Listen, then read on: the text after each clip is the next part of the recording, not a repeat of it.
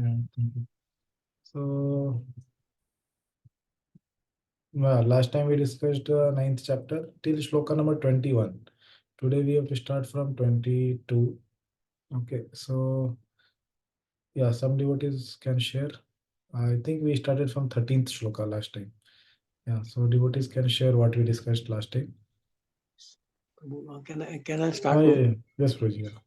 Prabhuji, in 13th, you discussed about Mahatma, that is great soul, who are not deluded basically, and their characteristics basically. Symptoms of Mahatma, symptoms: chanting, glorification, offering, and obeisance basically. These are the characteristics which you explained about Mahatmanas. Yes, 14th. Yeah, please share. Yeah. 14th, you explained about further to symptoms of Mahatmas and Satatam Kirtayanta. You explained about Cha, that means Navavidha Bhakti is also part of it along with Satatam Yeah, Kirtan. Not only Kirtan. Yeah. Not only Kirtan, yeah. And you explained the four important points into this sloka, like the Satatam Dhruvat, offering obeisance, and it's a perpetual. These were the 4 points which were highlighted into this sloka about Mahatmas. What are the 4 things, Rohit? Tell again. Satatam Dhruvat, obeisance, and perpetuality. Continuous.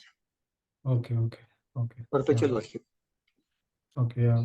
Yes, Rohit. Yeah, somebody else want to share what we discussed more? 15th shloka.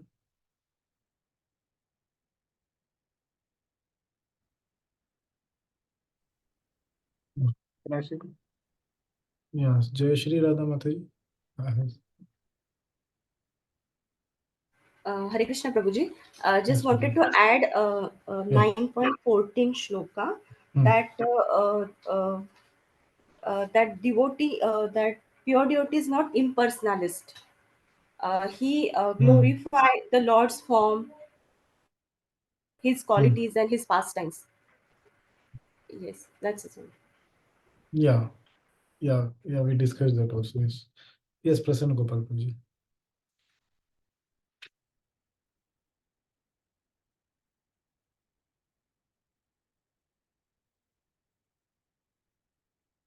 You are muted, Prabhuji. So just a small point in the 9.14, you explicitly mentioned that for the devotees it is daily, at least daily. Means all the activities should be done as a satatam, not as a continuous or every moment, but at least it is daily. Yeah, means for sadhaka it is daily, but for those who are perfected, for them it is every moment. Yeah. Okay. For 9.15, the 3 kinds of gyanis now worship Krishna. You mentioned there are 3, like Ekatvena, Prutatvena, and Vishwato Mukham. Ekatvena is like the devotee worships like in oneness, like he finds himself, he finds Lord in himself, considering himself as a Lord. And Prutatvena, he worships Lord in different forms. Different forms and different items, including demigods. And Vishwato Mukham, he worship in the universal form. So that these are the 3 types of gyanis are described in 9.15. 9.15. Yeah, correct. Yeah. Somebody can tell about 16 to 19 what we discussed. They explain basically the 3rd type of Jnani, Bahuda Vishwata Mukham. So yeah, just in short, somebody can tell what was put in it. Yeah, Bhakti Leela Mataji. Hare Krishna Prabhuji. Prabhuji, in 9.16, 9.17, we saw the 3rd type of Jnani, Vishwato Mukham. This is everything in this universe is the Lord. Where you gave the example of the milk. Milk is a part and parcel of Krishna, and they offer back to Krishna. So, and here you also explain one point that devotees' meditation is different. Means they meditate on the Vraja form, 2-handed form of the Lord. That Shama Sundar form, playing flute. Then 9.17 is the same, actually various object of the word. He sees, yeah, again you gave the example, he sees the Om is in Krishna, where these people is worshipping. You gave the example of this Narsimha Leela, ki people are worshipping the Pillars. pillars. But devotee knows pillar is the instrument or the medium of this Leela. Then Correct. again, you gave the nice example of this map of India, putting the various types of vegetables, and they represent representation of India through these different vegetables. Yes. That's it. Thank you very much. Okay, then somebody can tell about the demigod worshippers we discussed after that, 2021.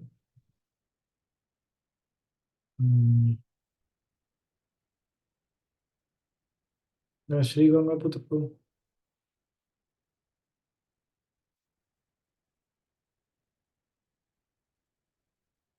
Puruji, in this 20 to 25, you're saying that this is No, second 20 type and of 21 only. 22 we yeah, have to start.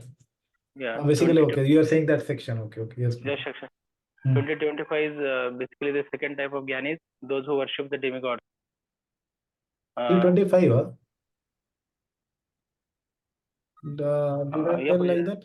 No. I think 7th chapter also demigod worshippers are explained like that. It was there, but 20 to 25 demigod worship, I don't think so. Somebody can tell what are the division? 9.11. Before that, I had given the division. Yeah, 20 to 25 is demigod worshipper. Yeah, actually, there is subdivision in that. I will tell today. Okay. Yes, please continue. Yeah, but 20th, we're explaining about the people who study the Vedas. And according to Vedas, like what is the demigod worshippers? Like exactly, I don't remember for you. Like, that's what.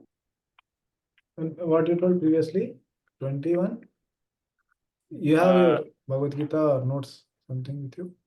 21 shloka, you can tell what was given? 21 shloka.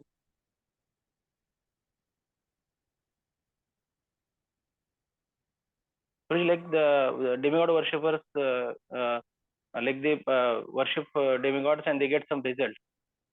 And that results they go to heavenly planets and enjoy. And once that result are finished, then again they have to come back again and suffer birth and death. That's what we're explaining in 21, I think. Basically, they are like temporary results that we're discussing. Correct, yeah. So I think only one shloka we discussed, 20 and 21 basically. Yeah, so 22 we have to start. Okay, somebody else want to share? 22 we had just started. Yeah. 21, 20, 21, anybody want to share anything?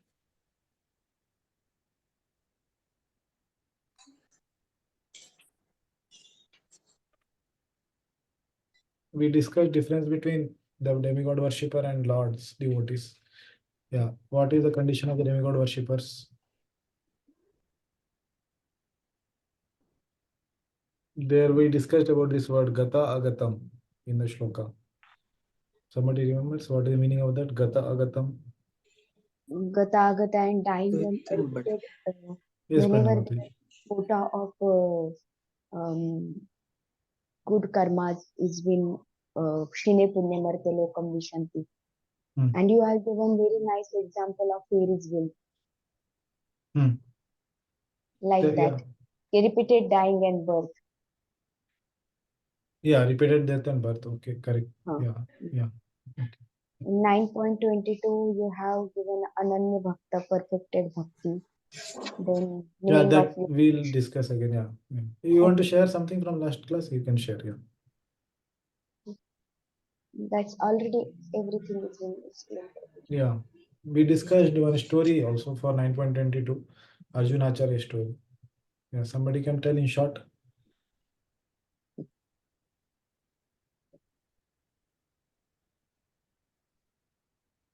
Arjuna Acharya story. Arjuna Charya story. I know the another version of Arjuna Charya story. Yeah, you can tell. You can tell that. Told Jama Mataji has narrated different version. You can tell, Mataji. Yeah, you can tell. Arjuna Charya was a very exalted Brahmana.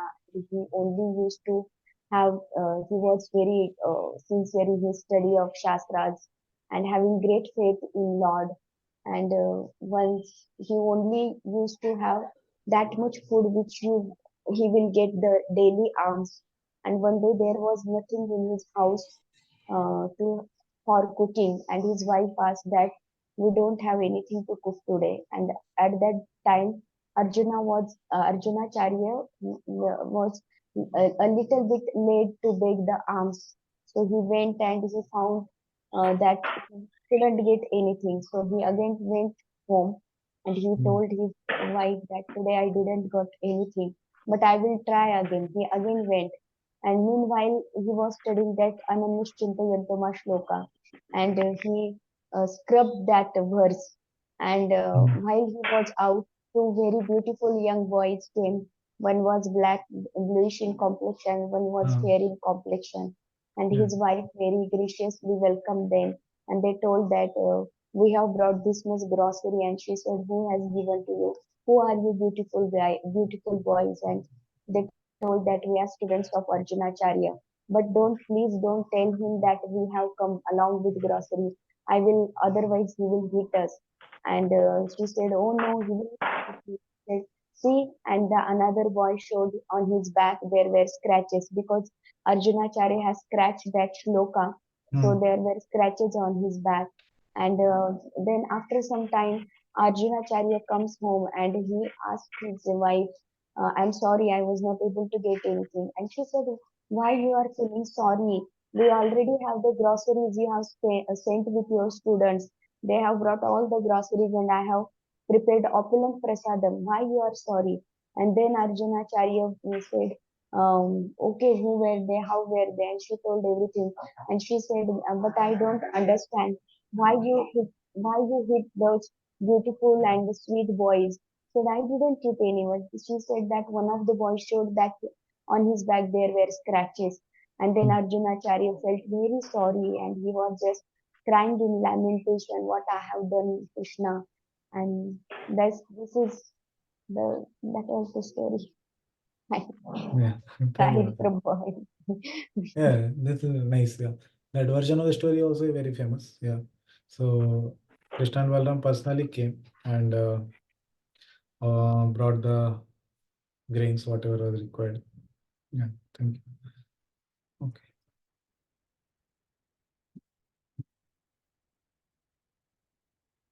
Okay, then we'll continue today's discussion. Shloka number 22 onwards.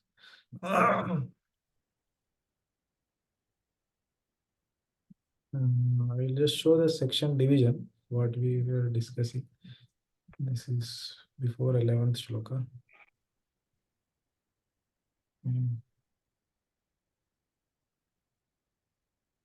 Okay, is it visible, slides? Yes, sir. Yeah. So 4 to 10, we were discussing the Jnana aspect as Lord described. Obviously, 1 to 3, we discussed about the Rajvidya aspect and Lord speaking about the glories of the knowledge he is going to speak. So he described about Gyan aspect, and also in this chapter he will describe the Vigyan aspect. So 13 to 14 is the Vigyan aspect where pure devotional service is described. So anybody remembers what are these shloka 13 and 14? Very famous shlokas. Why they are pure devotional service shloka we discussed. Everybody is looking where is the shloka. Okay, yeah, somebody can see and tell what is the shloka 13, 14. At least these shlokas we should remember. Yeah, the characteristics of Mahatma is mentioned here. Like the items of the shloka. Shloka. Mahatmanastu mam partha. Yes. Devi prakriti mashrita. Bhajanti ananya manaso gyatva bhutadi abhyam. Okay, yeah. And what is 14? Some more characteristics of such more. Yeah. So what is the shloka? सततं कीर्तयन्तु माम् एकान्तस्य दृढव्रतः नमः सत्यश्च मां भक्त्या नित्ययुक्तौ उपासते. Yeah, so these are the characteristics of the pure devotional service and those Mahatmas who have accepted this pure devotional service. Okay. Yeah, and then 15 to 19, as it was described also, three types of Gyanis, they are not Mayavadis. And then 16 to 19 specifically was third type. And 20 to 25 we are discussing, okay, which is not exactly demigod worshipper. 20 to 21 is demigod worship, surely. And then there is in between one shloka, which we are discussing pure devotional service 22. Okay, and then Lord will continue 23, 24 in the same vein. Only one shloka, this is a contrast 22. Okay, that's why this section is like that. Okay, so go to 22 directly.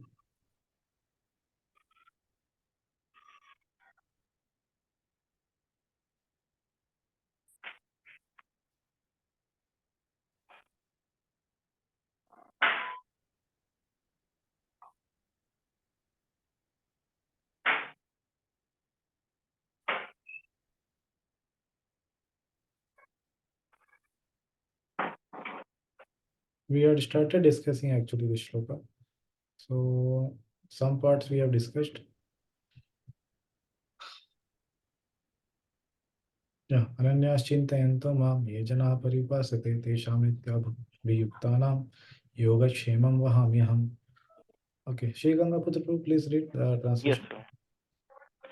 But those who always worship me with exclusive devotion, meditating on my transcendental form, to them I carry what they lack and I preserve what they have.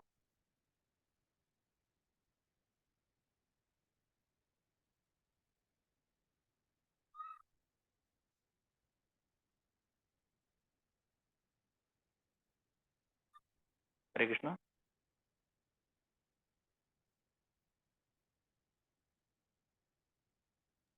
I think there is some issue at network issue. But I think I am audible now, Guruji. Yeah, you are my signal had some issue. Yeah, please read the translation, please. Oh, you already completed, huh? Okay. So shall I read once again? No, it's okay. Yeah.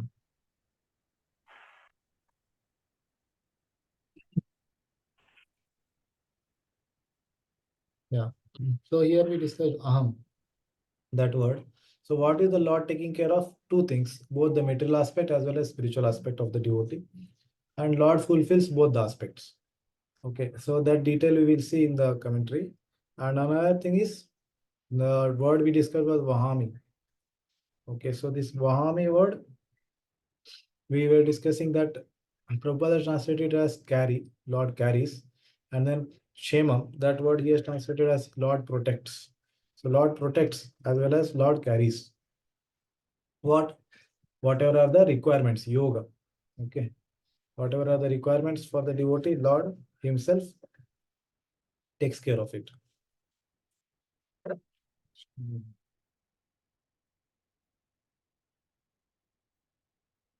Yeah.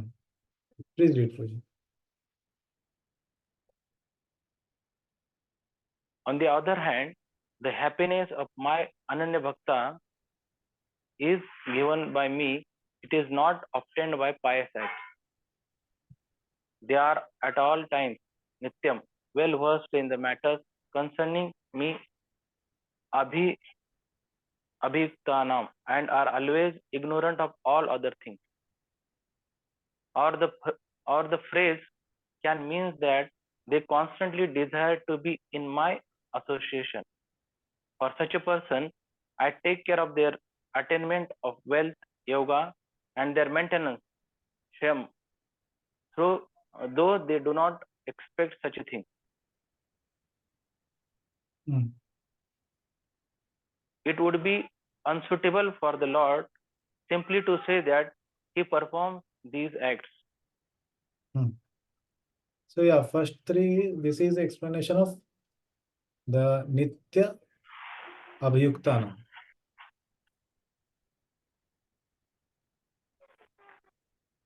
Okay, these two words are explained, Nityam and Abhikta Yuktana. So what is the meaning of that? So he has explained two meanings.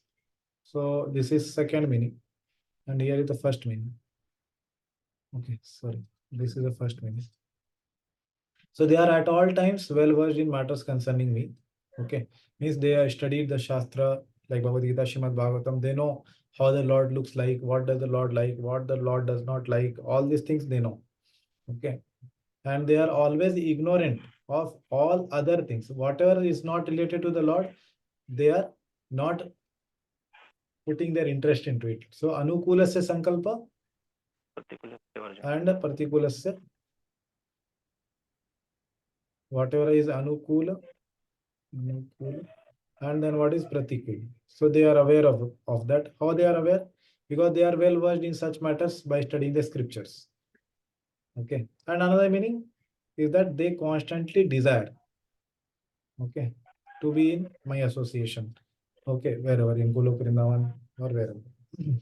And then he takes the meaning of the other phrases. Yoga Kshemam, Vahami will come ahead. Yoga Kshema. So yoga is explained as the attainment of whatever is the requirements. Like Arjuna Acharya's story, he got the food grains. So whatever are requirements, that is called as yoga, and Kshemam,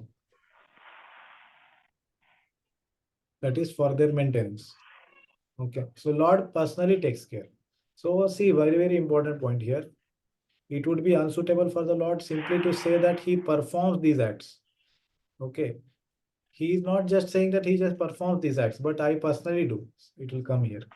Yeah, please read. Thus the word vaham meaning carry I used. Is used. The use of the is used. The use of the word vahami indicates that the Lord bears the burden of maintaining their bodies in the manner that the householder takes the responsibility for maintaining his own wife and children. Yeah, so this now explanation of this word Vahami. Yoga Kshemam Vahami. Two things are there.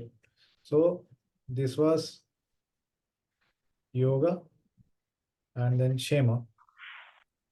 Both what the Lord does, he does Vahami. Means he carries. So that carries he does personally. And what is the example given? The example is told here. Just like a householder takes care of the responsibility of maintaining his own wife and children.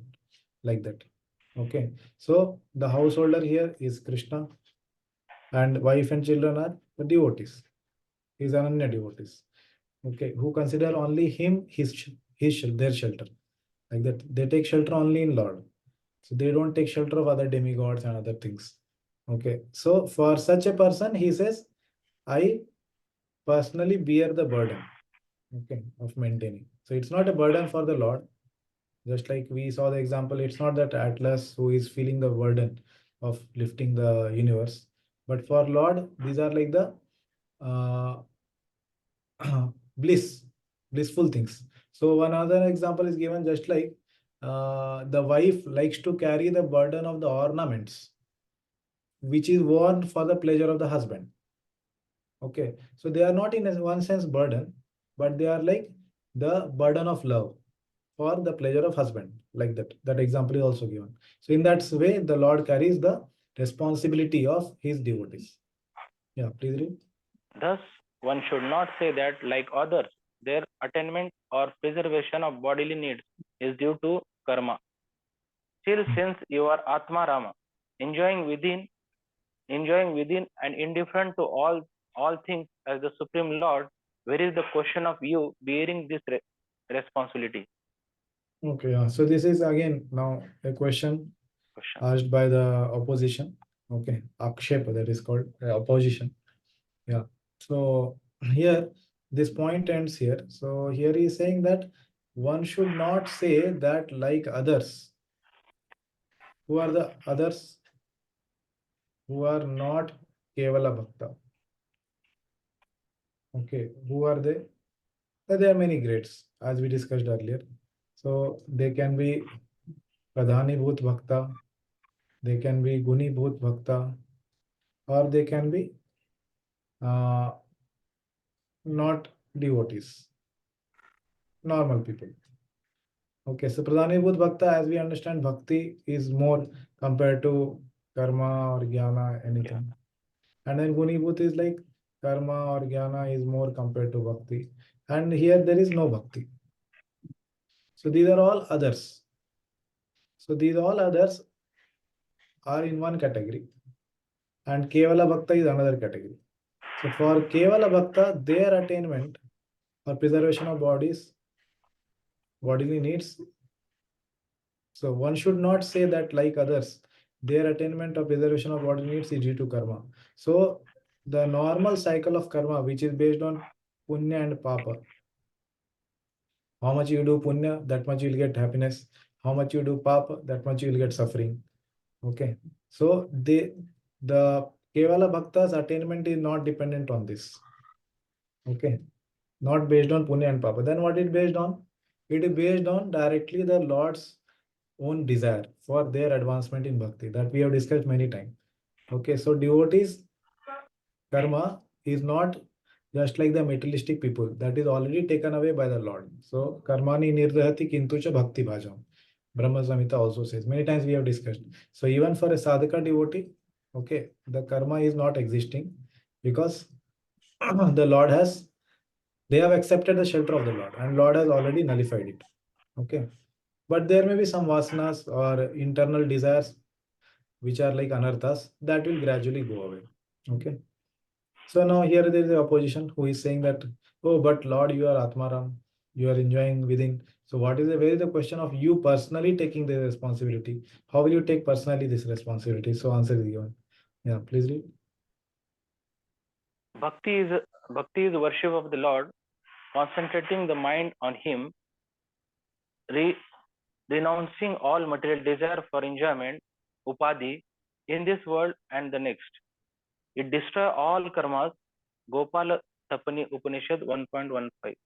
So he's giving a proof of this point that bhakti destroys all karmas. So where is the proof? So this proof is there in Gopal Tapani Upanishad. So whatever the Acharya is saying, they give a proof for that. Yeah. Because my Ananya devotee has no karma due to lack of desire. Nishkarma mayam. His happiness is given by me. Though I am indifferent to all else, I have great affection for my devotees.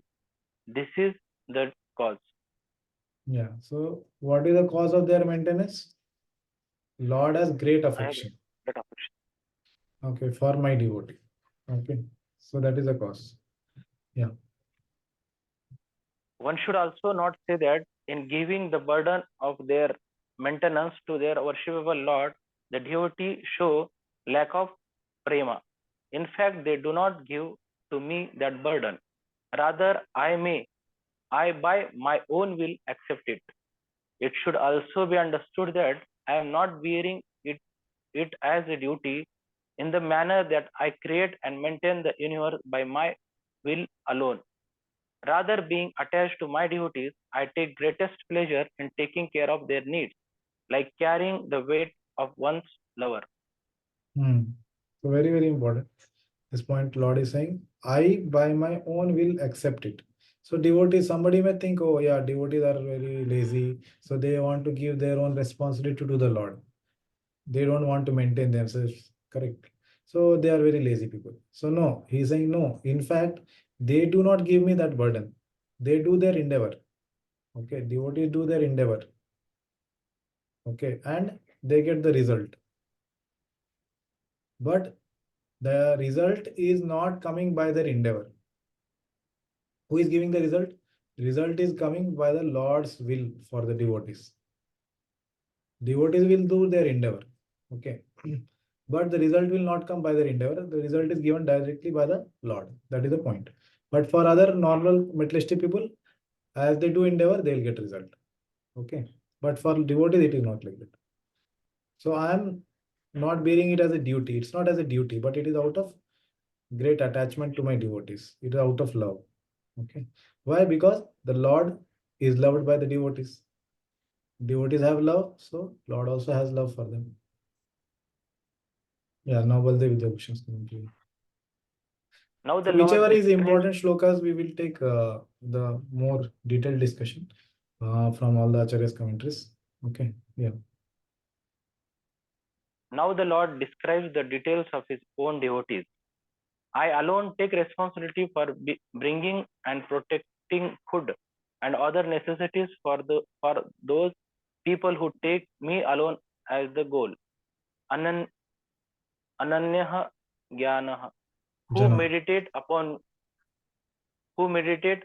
me, chinta chintayantah, and who worship me through pariupasate, and who are always absorbed in me, nitta abhyuktanam, forgetting about their bodily maintenance. They worship me as the reservoir of auspicious qualities, as the reservoir of variegated, astonishing, abrasial pastimes, as the reservoir of the divine powers. Yeah. So yeah, now he is describing, Baldev Vidyabhushan is first describing the characteristics of such devotees. Okay. Lord describes the details about his own devotees, for these devotees. So he has explained this phrase, Ananya Jana. What are the Ananya? The people who take me alone as the goal is first point. Okay. So they are taking only the Lord as the goal. They don't have any other goal, like pleasure in this world, bhakti, or liberation, mukti. They don't take that as their goal. So goal is Lord for these people. So for whom, basically for whom the Lord is taking responsibility. Lord takes responsibility for whom? So first is whose goal is Lord only. Okay, Lord only. And then second, who meditate upon me. Okay, so their meditation is again the Lord only. And third, who worship me thoroughly. Thoroughly means again same thing, Lord only. Worship the Lord only. Okay, and who are always absorbed in Lord only. Okay, in me. Nitya Bhiktanam. So this is fourth point. Okay, their absorption is also in the Lord only.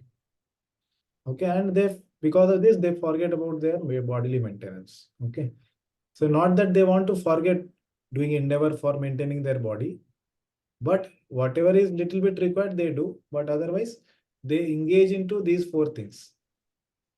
Okay, so they are so much engaged in these four things that they forget about maintaining their body.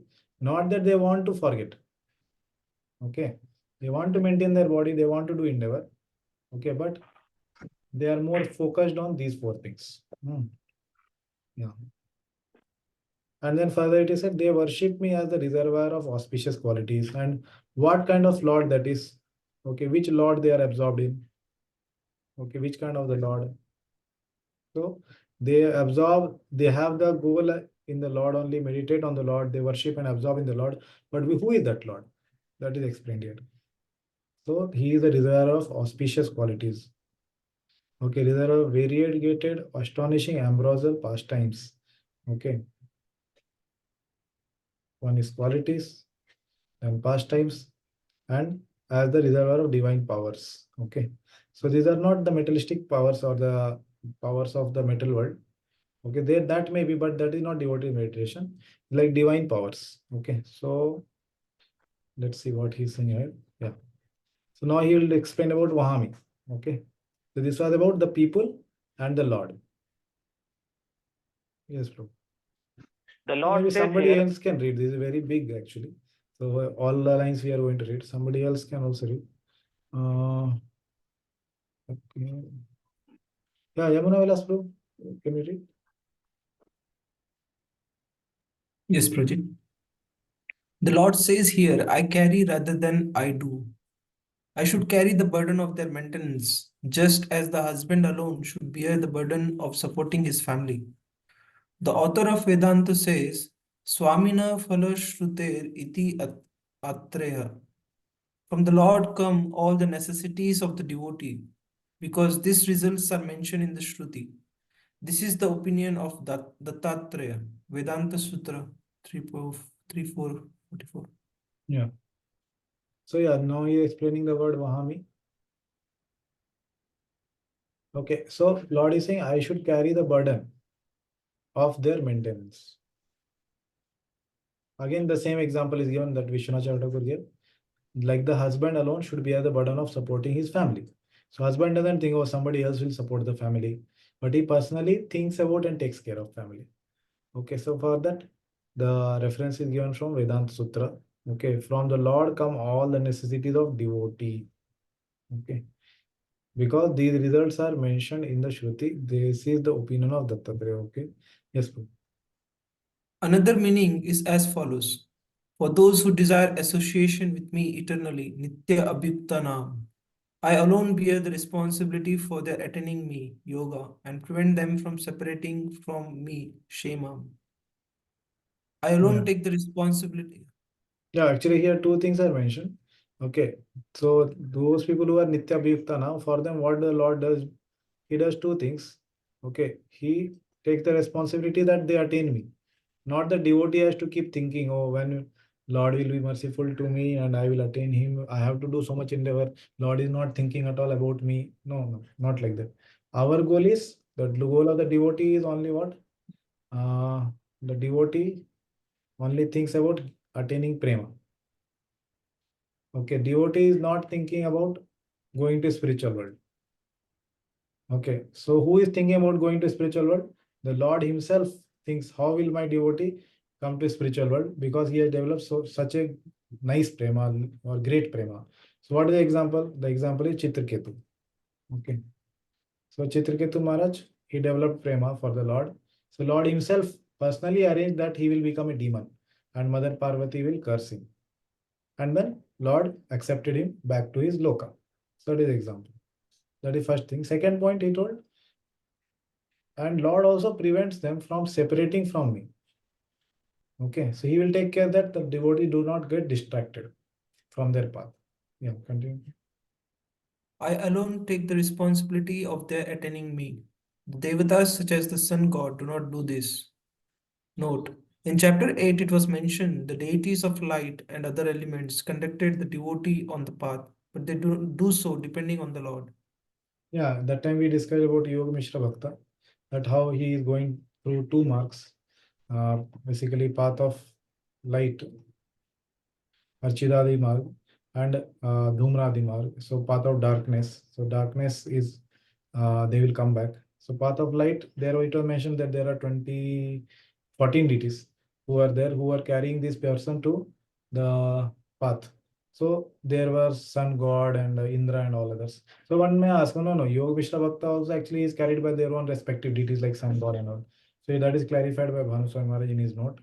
Says no, these people also do so depending on the Lord. They are not independent. But Lord here independently takes care of his devotee.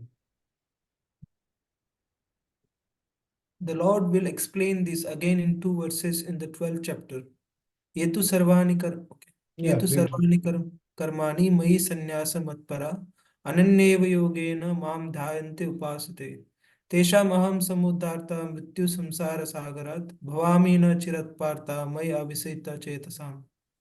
But those who worship me, giving up all their activities unto me, and being devoted to me without deviation, engaged in devotional service, and always meditating upon me, having fixed their minds upon me, O son of Pratha, for them I am the swift deliverer from the ocean of birth and death. Bhagavad Gita 12.67. The author of the Vedanta says, Vishesham cha darshyati. The pure devotees are a special case. Vedanta Sutra 4.3.16. The Lord, not the conducting deities, takes them to the spiritual world. Yeah, so here it says the pure devotees are a special case. So in what context Lord is saying? Why the Lord is saying the pure devotees are a special case? What is the understanding? Why is quoting this?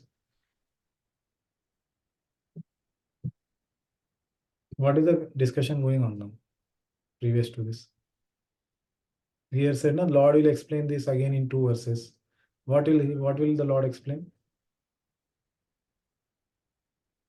Prabhuji, that Lord personally takes care of the devotees because maybe in their meditation and worship they are so much busy they do not even desire to go back to Lord's abode. But Lord makes sure that they go and He personally takes them back.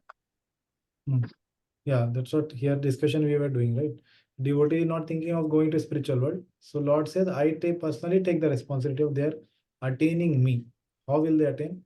So Devtas such as sun god, they all do not do this. They do it through the Lord only. So that is the context of discussion. That how the pure devotees are a special case because Lord personally takes care. So He personally takes them to the spiritual world. Okay, thank you, Mataji. Yeah. Okay, Srila Prabhupada's purport. Okay, Prerna Mataji, would you like to read? Yes, Guruji. One who is unable to live for a moment without Krishna consciousness, cannot but think of Krishna 24 hours a day. Being engaged in devotional service by hearing, chanting, remembering, offering prayers, worshipping, serving the lotus feet of the Lord, rendering other services, cultivating friendship, and surrendering fully to the Lord. Yeah, Such so what is Prabhupada saying about which part of the shloka here?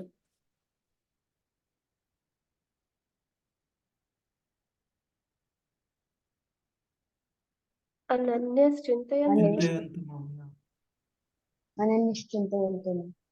Yeah, they are constantly engaged. thinking, or even for a moment, they are not able to give up Krishna's consciousness. Okay, and then that is one part. Then what is this part? Nitya Abhyutan. Nitya. Yeah, Nityabhyuktanam and also Pariyupasate, they worship. Yes, continue. Such activities are all auspicious and full of spiritual potencies, which make the devotee perfect in self-realization, so that his only desire is to achieve the association of the Supreme Personality of Godhead. Yeah. So the Lord is taking the responsibility of what? Making the devotee perfect in the self-realization. Okay, so that is Lord taking the responsibility. Okay.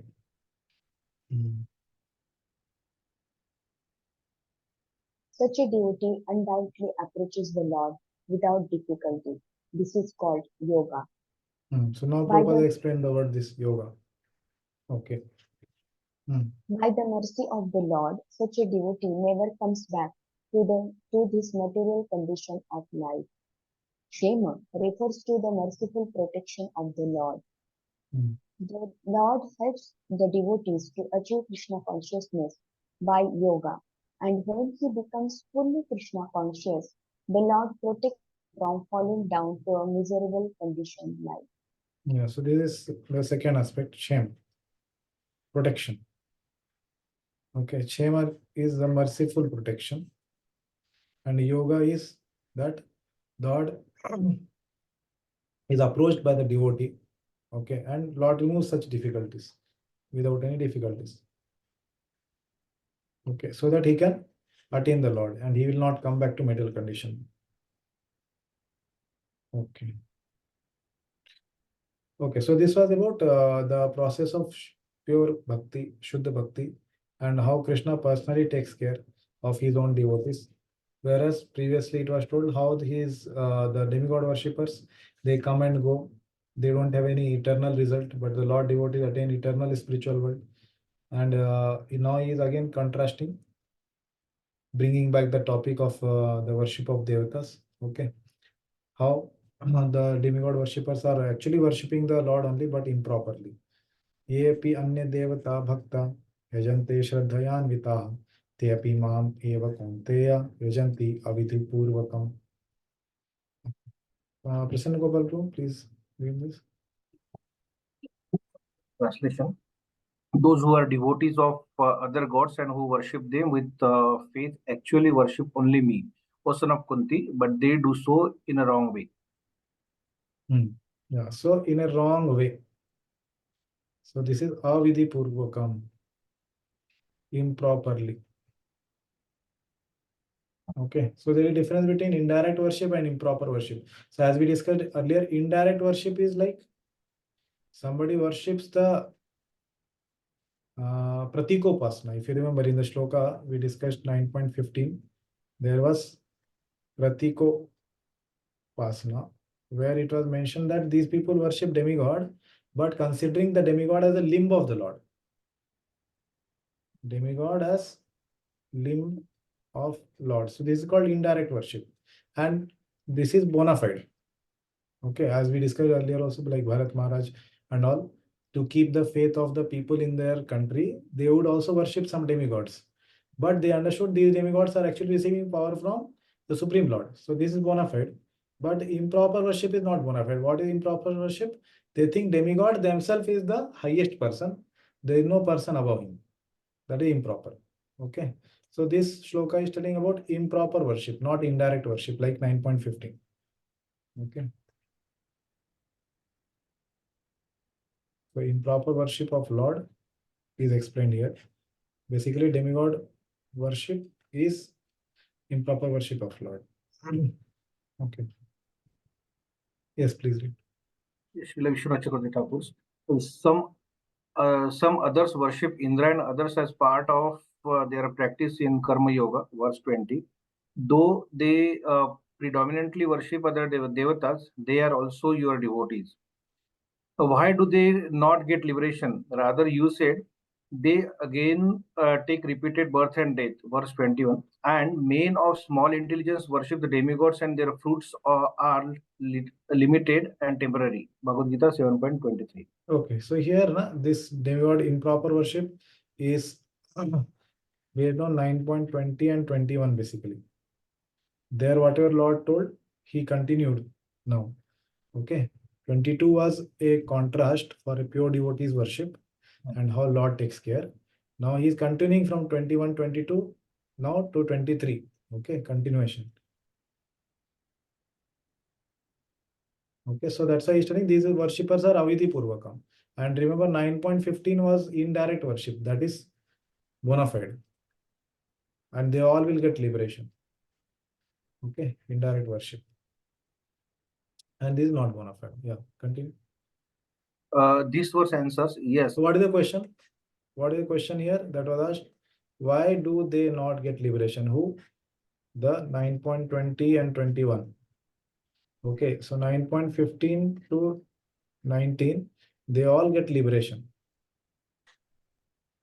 But these people don't get liberation. Why? Yes, read. Yes, they do worship me. Te mam eva yajanti.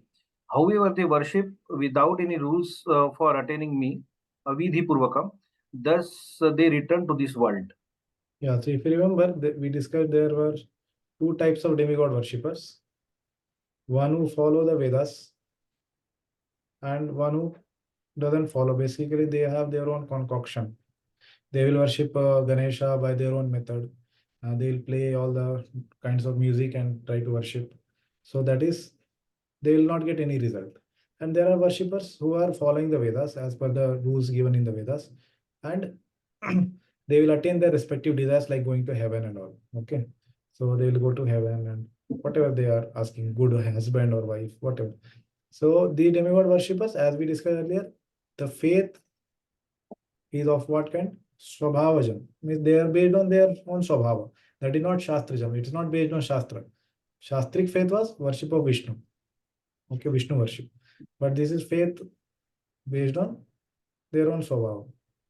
They want to worship, they want to already attain something that they have decided. So if they follow Vedas, they will get the results. If they don't follow Vedas, they will not get results. That is the point. Yeah. So these people who are avidhi purvakam, they are following the Vedas. Okay, they are following the Vedas, but they are following the Vedas in the sense that they are considering demigod as highest.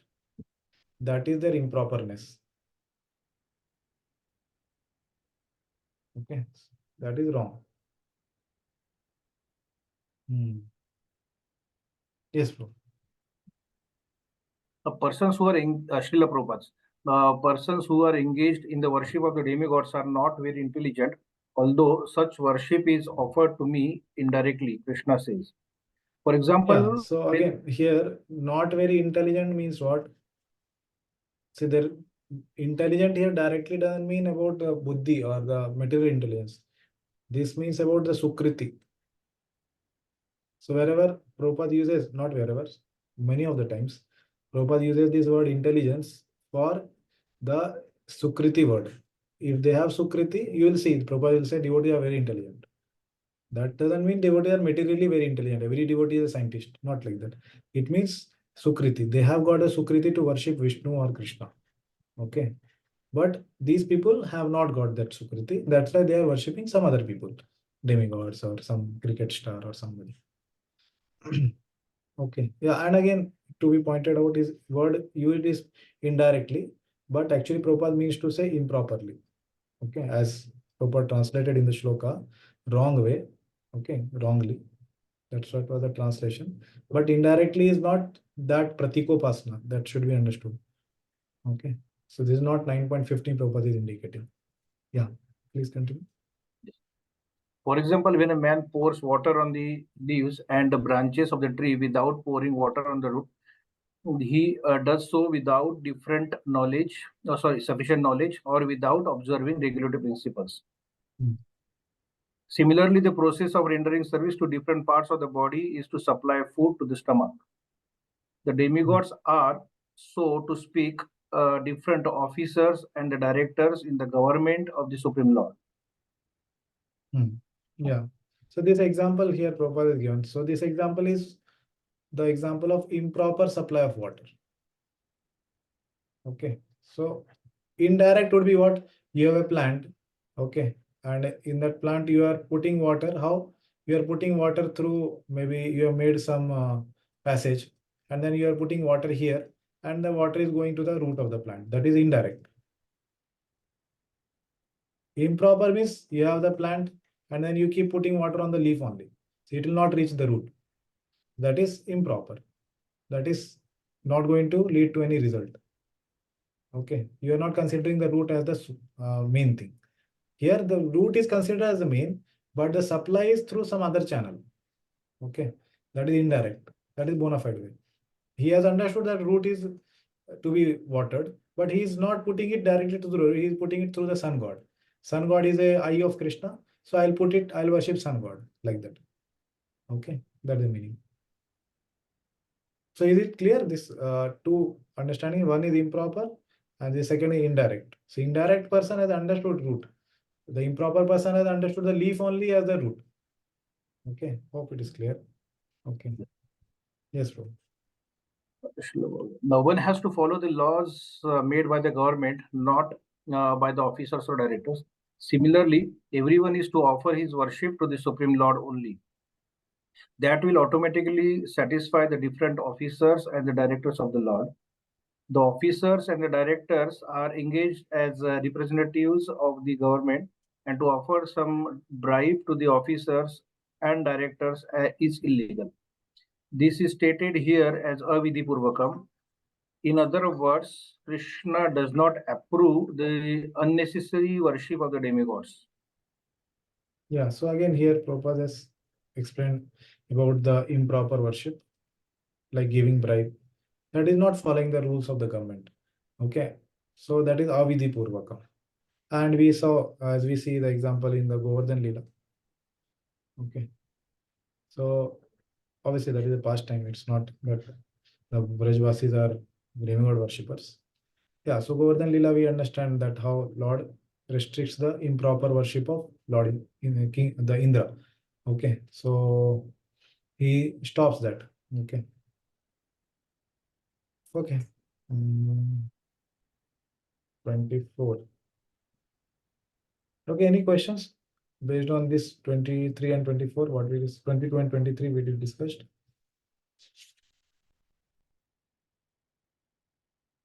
Prabhu, I have a question. Yeah. Yes, Madhu.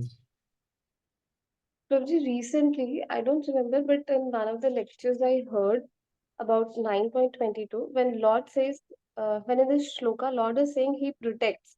So basically, he protects our bhakti. Okay. And we should not take it as that Lord will protect us, materially. But as far as I have understood after reading the whole Bhagavad Gita, that when he takes care of our spiritual things, but he also takes care of our material things as well. But in Hmm. lectures, I have mostly heard that they emphasize on the spiritual thing only. So Okay. how do I reconcile this thing? I mean, Yeah, see, the point is when you hear that point, you have to understand the devotee is mainly focusing that we should not see the Lord as fulfiller of our material aspects. And we don't approach the Lord with that mood that, oh Lord, please give me a car, I need it, or give me whatever material needs.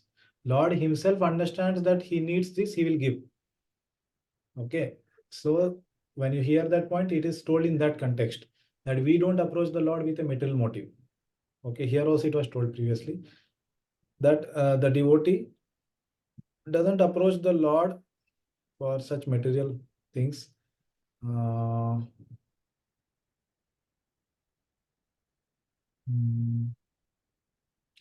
think Vishwanath Chakravarti Thakur said, yeah, see, they constantly desire my association. Okay, that is their desire. Okay, they are not desiring the materialistic objects, but Lord Himself takes care of their maintenance. Okay, they do not expect such things. See, this is the point. Prabhuji, Yeah. please continue. Yeah, devotees don't expect such material things, but Lord Himself fulfills. So when I say here that Lord will take care of the material things, it means Lord personally fulfills. It doesn't mean that the devotee is asking or seeking these material things. Okay, so Lord Himself fulfills both spiritual and material things. Devotee doesn't seek for these material objects basically, and devotees may endeavor for spiritual things like developing good qualities. Okay, but as such, by practicing bhakti, all of them automatically come. A devotee also doesn't separately endeavor that I have to become humble, I have to become whatever, all the good qualities basically. Okay, yeah. Yes, Yes, Mithun. Prabhuji. Prabhuji, you know, desiring a car, I mean, it's about desires. Needs are different from desires. Suppose a devotee is going through a lot of physical health problem mainly. So if he requests or prays to Lord for a better health so that he can practice well, but suppose if his health still continues to deteriorate, then should we just accept it as a will of Lord? Or sometimes we may feel ki, oh, I am praying for good health so that I can perform bhakti well, but still my health is not getting better. So in that case, maybe, I mean, the faith, at least in my case, the faith, may lag, and why is not Lord responding? So how do we understand that point? Yeah, Bhakti Samay Sindhu, it is told na, that we discussed, I think earlier, the word comes Anya Abhilashita. Bhilasita. Okay. So this the word prefix, the suffix ta is applied there. Anya Bhilashi means the person who is desirer of other things. Okay. Anya Bhilashi is that person who desires all other things. What are the other things? Bhukti and Mukti mainly. Enjoyment, material enjoyment, and liberation. Okay. That person who desires these two is called Anya Bhilashi. And Anya Bhilashita is attitude. It tells about the attitude of desiring. What? Bhukti and Mukti. So a devotee is supposed to be free of this attitude of desiring Bhukti and Mukti. But the example is given like Draupadi. She asked for protection. So the life-threatening situations, if the health is very bad and a devotee feels that body should be protected because he can perform the bhakti, then he can pray. There is no harm in that. But it should not become his attitude that for every small problem he approaches the Lord and asks that, okay, please protect me. Now every day he will go and ask the Lord, not like that. It should not become his attitude, but some life-threatening situation or something which is affecting his own spiritual life, he can ask. not issue. Okay, does that answer? Yes, Prabhuji, it does. Thank you so much, Prabhuji. Yeah, so that is the answer. Okay. Anybody else has any question?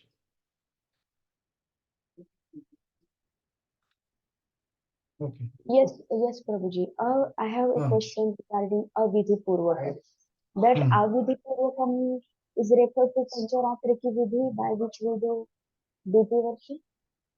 Is referred to Pancharatri ki vidhi by which we do deity worship. No, not like that. Here, Avidhi Purvakam is somebody doing demigod worship. Okay. That is meant here. That means this section is regarding with demigod worship. Okay. Yeah, And demigod. okay. And Prabhuji, I have another question. Like before coming to Krishna consciousness and after coming to Krishna consciousness also, I'm very fond of Lord Shiva and Lord Ganesha. I mean, Shiva is being exalted devotee after reading fourth canto. His divine qualities as a Vaishnava are like tolerance and all. They always fascinate me. I like very much. And Ganesha also from my childhood I used to worship. So is it wrong? No, it's not wrong. One can approach them even after becoming devotee of Krishna. Yeah, but one has to understand that qualities which you love in them is actually given by Krishna. That is one thing. In Ganesha or in Shiva, as you told, some qualities. They are also given by Krishna because Krishna has all those qualities in more quantity. Okay, so in Bhakti Samaj Sindhu it is said Kvachit Bindu Taya Bhati. That word comes where it means Bindu Taya, means a drop. So these qualities of the Lord are present in the Jivatmas in a drop. So Ganesha or other demigods, they are like the Jivatma only. They are the Jivatattva. So they are contain the qualities of Lord in a drop. And Lord only has given them.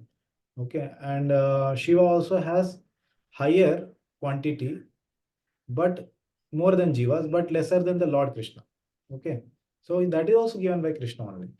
So one can approach these demigods, that is not a problem, and one can be attached to them also, but it should not overpower the attachment to Krishna. One can approach them as and ask them that, okay, I want to do Krishna Bhakti. So please give me Krishna Bhakti. And because they are devotees of Krishna, they will also give that benediction. So devotee approaching demigod is different. They are approaching them as a Vaishnava.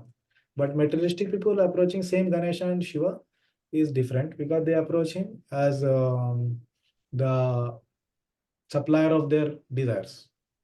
So that's why the demigods also they give two types of kripa. Prabhupada explains. One is Sakapat Kripa and Akapat Kripa. Sakapat is for those people who approach them as the Supreme Master. They will give them some material benefits. But Akapat Kripa is those who approach them with understanding that they are representative of Supreme Lord only. They are empowered by Supreme Lord. And if they give anything, that is given by Supreme Lord only. Okay, like that. So one can approach Lord Shiva as a Vaishnava and ask some benedictions by which they can attain greater amounts of Krishna Bhakti. Okay, that is okay. Okay, and Prabhuji, now Mahashivratri is coming. So should we observe fast up to at least 12 noon or like as a Vaishnava, as Shiva is the greatest Vaishnava, should we observe the fast of Mahashivratri? Both opinions are correct. Our Goswamis have told both the things. One can observe and at the same time one need not observe. But it depends on one's consciousness. Okay, if one understands that by observing fast for these great devotees as a Vaishnava, like we do for our Parampara Acharyas like Goswamis or Bhakti Thakur we had recently. So like they are also Vaishnavas and then one can observe for Shiva especially I'm telling, not other demigods. One can observe and ask greater amount of Krishna Bhakti by doing fasting for Lord Shiva. That is bona fide, not an issue. And but one should not do fasting for them, asking for a material benediction as a devotee. Materialistic people can do. That's what they do. But as devotee also one can fast. And if one thinks no, fasting may not be required because Krishna only fulfills everything and I will just worship Krishna, that is also correct. Okay. And he doesn't feel like fasting on Shivratri because he is asking everything from Krishna only. that is also okay. Okay, so both are proper. Thank you. Okay. Okay. Any other questions? Yes, Yeah. Prabhuji. Actually, I had a long pending question from 9.3. In 9.3, we discussed about those who are not faithful in the devotional service. So the question I had during that time was, I mean, we know who are not into Krishna consciousness, they are not faith, they do not have faith in devotional service. But even practitioners can sometime, you know, they can also fall into this category when, just like sometimes we see some people start performing devotional services, they come into Krishna consciousness, but then they leave. So can we say that it is because they did not have full faith in devotional service? Can be, yeah. Two types of people can come in Krishna consciousness. Yeah, there can be one person who is having Komal Shraddha. Okay, Komal Shraddha means he has weak faith. Okay, weak doesn't mean he has attraction for demigod worship. This is pure only, but it is weak. So these people are their first category who may leave.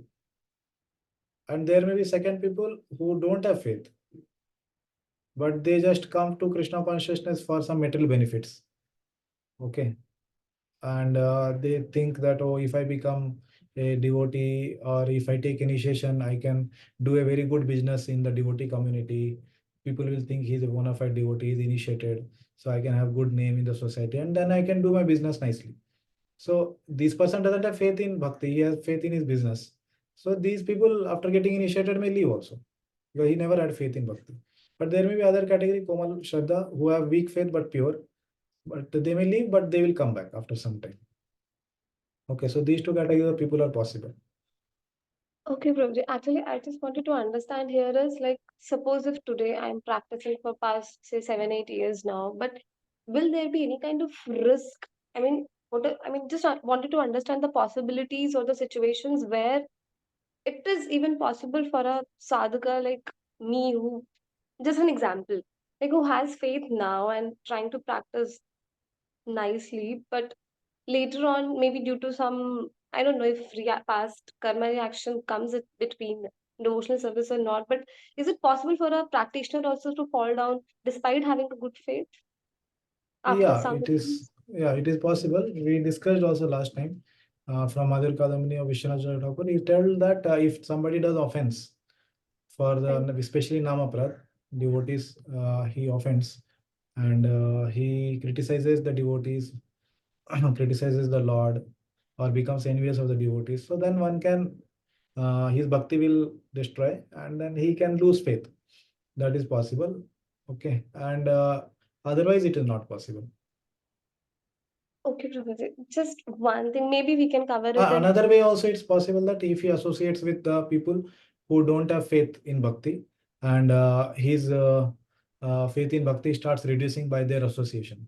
By improper association also one can give up bhakti. So both the ways it's possible. Either he commits offense or he comes in association with those who are non-devotees. Yeah. Prabhuji, Yes. I mean, maybe we will cover this in Bhakti Rasamrita Sindhu, but just I'm too inquisitive to know it now. Is there anything we can practice on a regular basis to protect ourselves from Vaishnava offense, or maybe to atone for the Vaishnava offenses? Because Vaishnava offense, I guess it's one of the biggest thing that can take our devotional service from us. Yeah, correct. So one should know what is offense. One can study about what is the meaning of offense.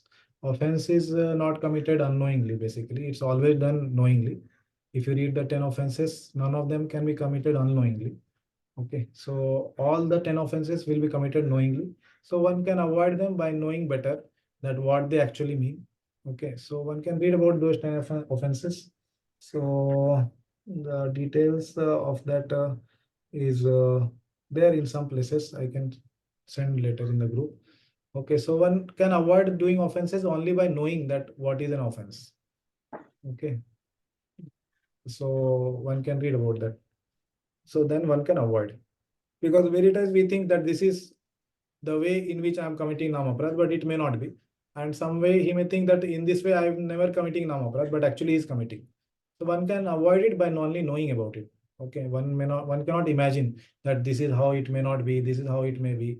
No, what is given in the scripture, one has to know, and then according to the scripture, he should avoid like that. And anything specific to practice, yes, now we will have bhakti. That is same thing, hearing, reading, chanting, whatever, these 9 items should be performed daily as per one's interest. Yeah. Okay, Prabhuji. Nothing more special to be practiced. These 9 things are more than sufficient. Okay, Prabhuji. Will we read about this in detail in NOI? Yeah, no idea it will come. Okay. Thank you, Okay. Prabhuji. Hare Krishna. So we'll take 5 minutes break, okay, and then we'll continue. So I'm just pausing the recording. Please remind somebody to restart. Okay, hope everyone will be there. Okay. 9.24. Ahami sarva yajnanam भोक्ता च प्रभुरेव च न तु माम अभिजानन्ति तत्त्वेन तश्च ते. Okay. Anuradha Mataji, please read translation.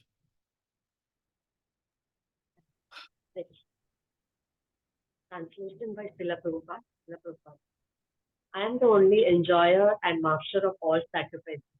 Therefore, those who do not recognize my true transcendental nature fall down. Yeah, so now Krishna is continuing to speak about those people who are not understanding that Krishna is supreme, but they may worship some other people, like demigods or other, like bhutas, pretas, devas, pitris, all these people. So that category of person who is not recognizing Krishna is supreme, what happens to him? So he is saying Chevanti. They fall down. Okay. So the result of not recognizing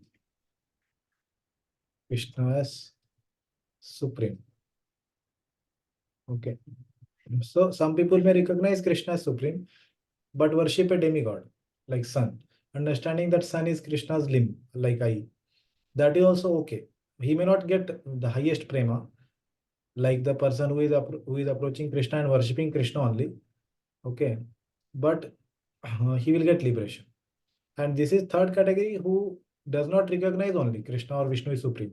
These people are thinking that particular demigod or somebody else is supreme. So that is the case, then they will fall down. They will not get their results, or they'll get some temporary results, like they'll go to heaven and come down. Gata agata. Yes, please read. This verse expands on the phrase Avidhi Purvakam. I am the only enjoyer of the fruit, and I am the only master, Prabhu, and the only giver of fruit through the forms of these devatas. But they do not know this about me actually. For instance, such persons say, I am a worshipper of the sun. May the sun be pleased with me and give me my desired result. The sun is the Supreme Lord, not Narayana. He gives me faith to worship him and gives the results of my worship. Thus, lacking true knowledge about me, they return to this world. Yeah, so this is the mentality of these people who are the improper worshippers. This is not indirect worship. Indirect worship was, oh, sun is the limb of the Supreme Lord, I will worship him. But this is improper worship where he thinks that sun is the Supreme Lord, not Narayana. So this is Avidhi Purvakam. And what happens? They'll get temporary results only. Okay. Yes. But those who worship me as the form of the universal understanding that understanding that they are worshipping Narayana, the Supreme Lord, through the form of the sun, attain liberation. It is thus indicated here that one must worship the Lord's vibhutis, such as the sun, while understanding that they are vibhutis of the Lord. Yeah, so this is not the improper worshippers, this is indirect worshippers.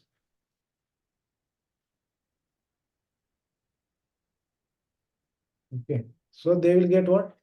They will not fall down, they will get liberation. They attain liberation. Why? Because they are thinking, they have the understanding that they are worshipping Narayana. They are worshipping Narayana, that they understand.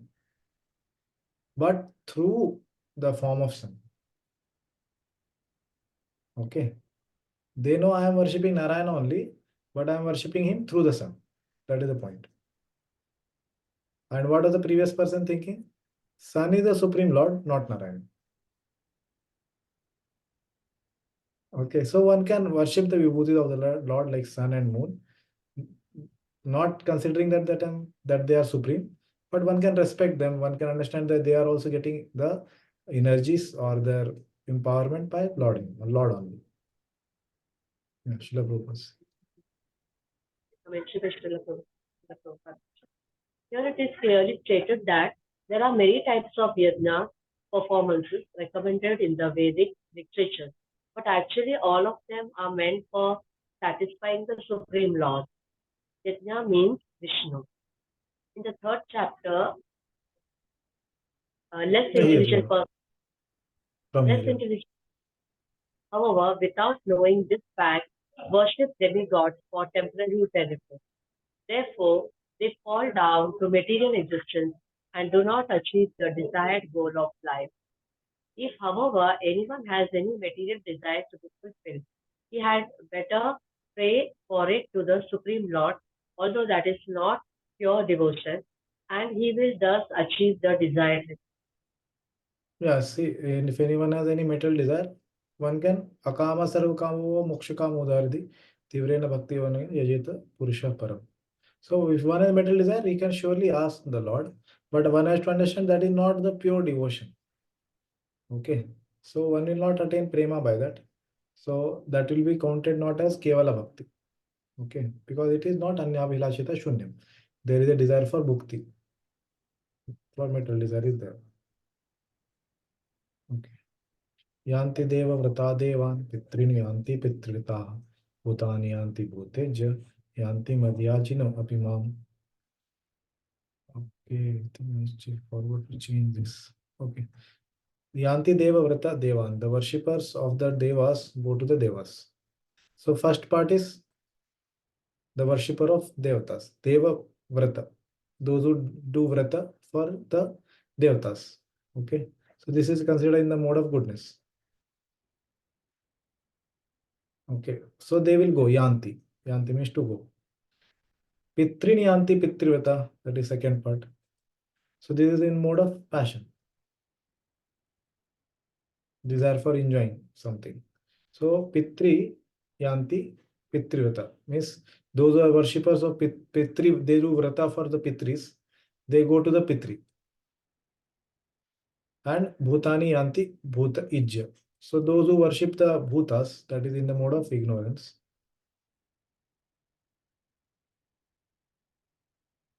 they will go to Bhutas, like Rakshasas, Yakshasas.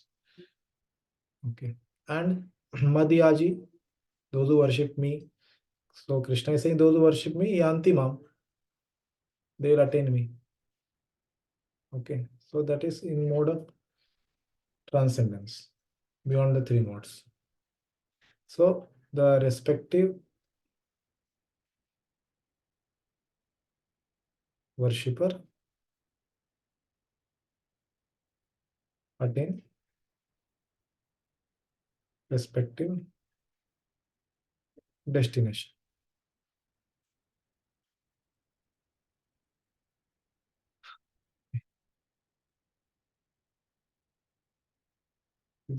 Jai Shri Radhamati, would you like to read? Oh no, somebody was reading, sorry. Yeah, please continue. Who was reading?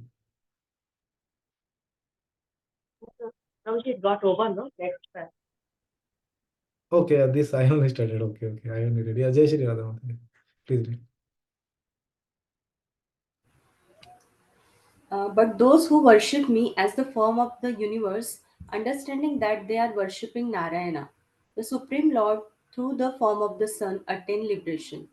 It is thus indicated here that one must worship the Lord's vibhutis, such as the sun, while understanding that they are vibhutis of the Lord.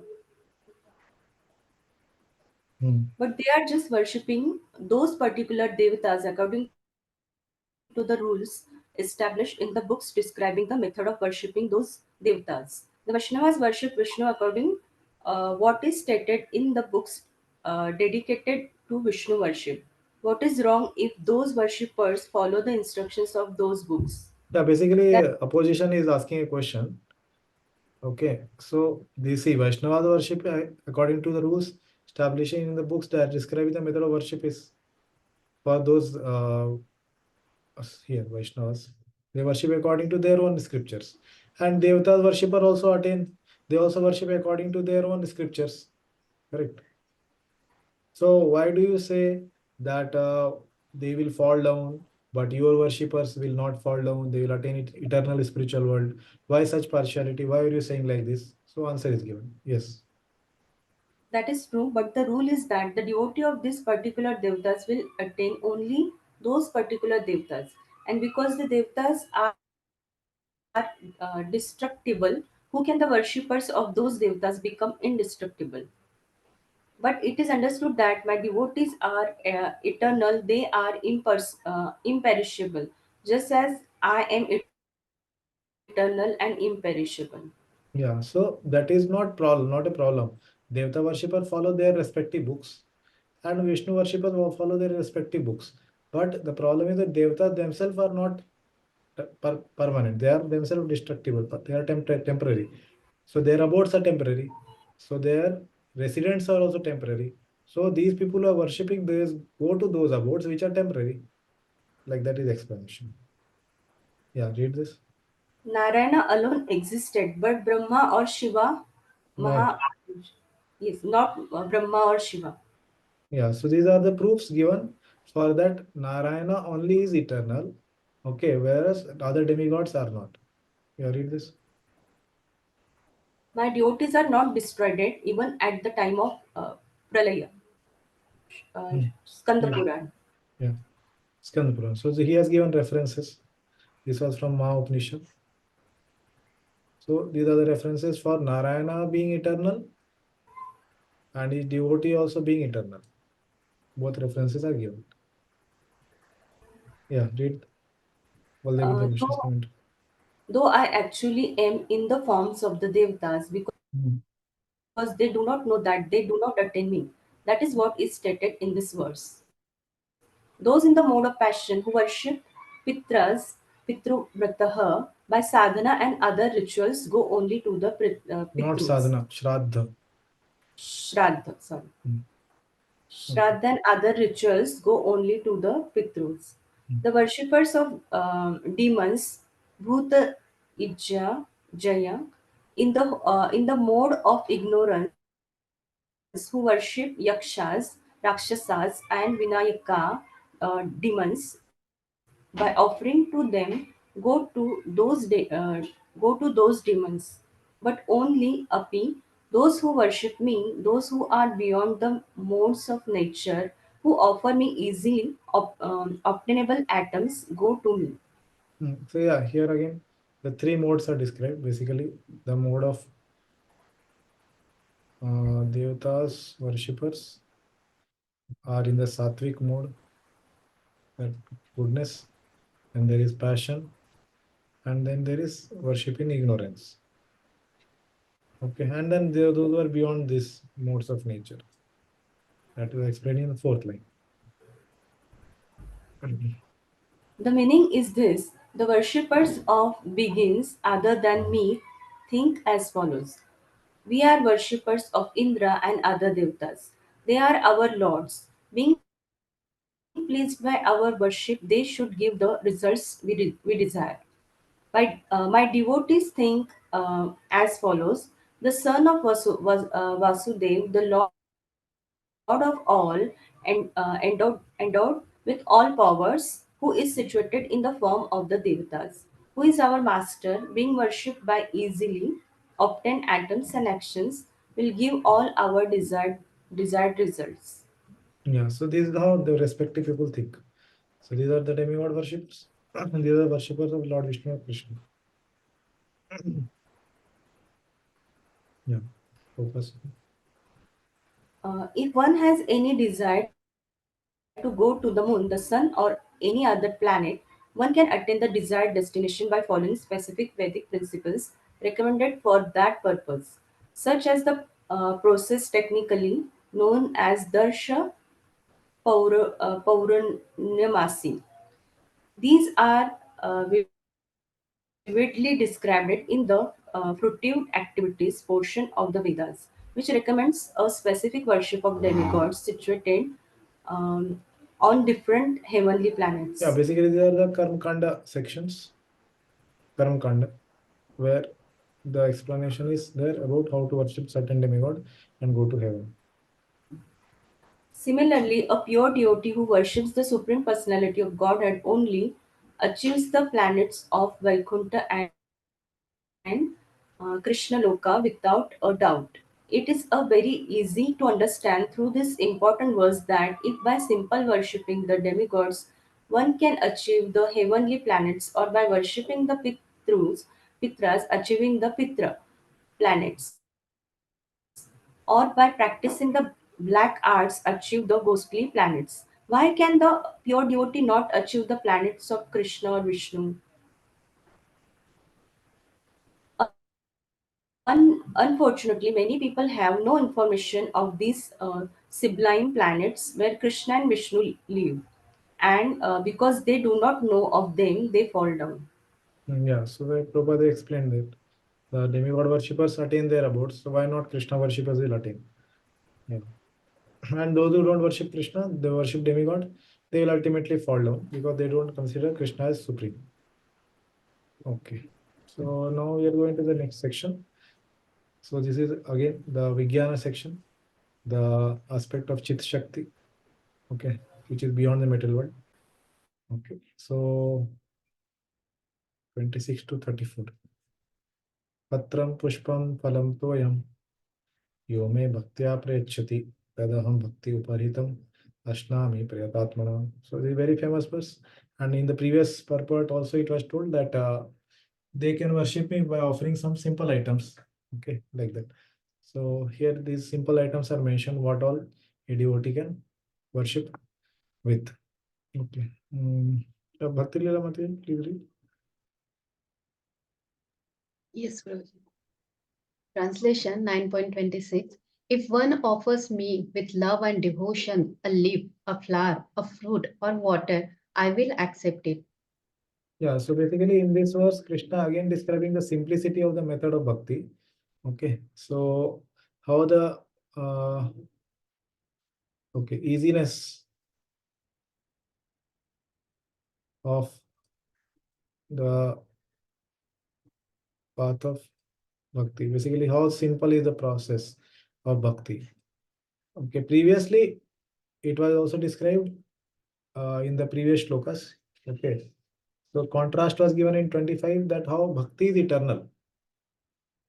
Okay, 25th, the worshippers of Krishna or Vishnu go to eternal planet.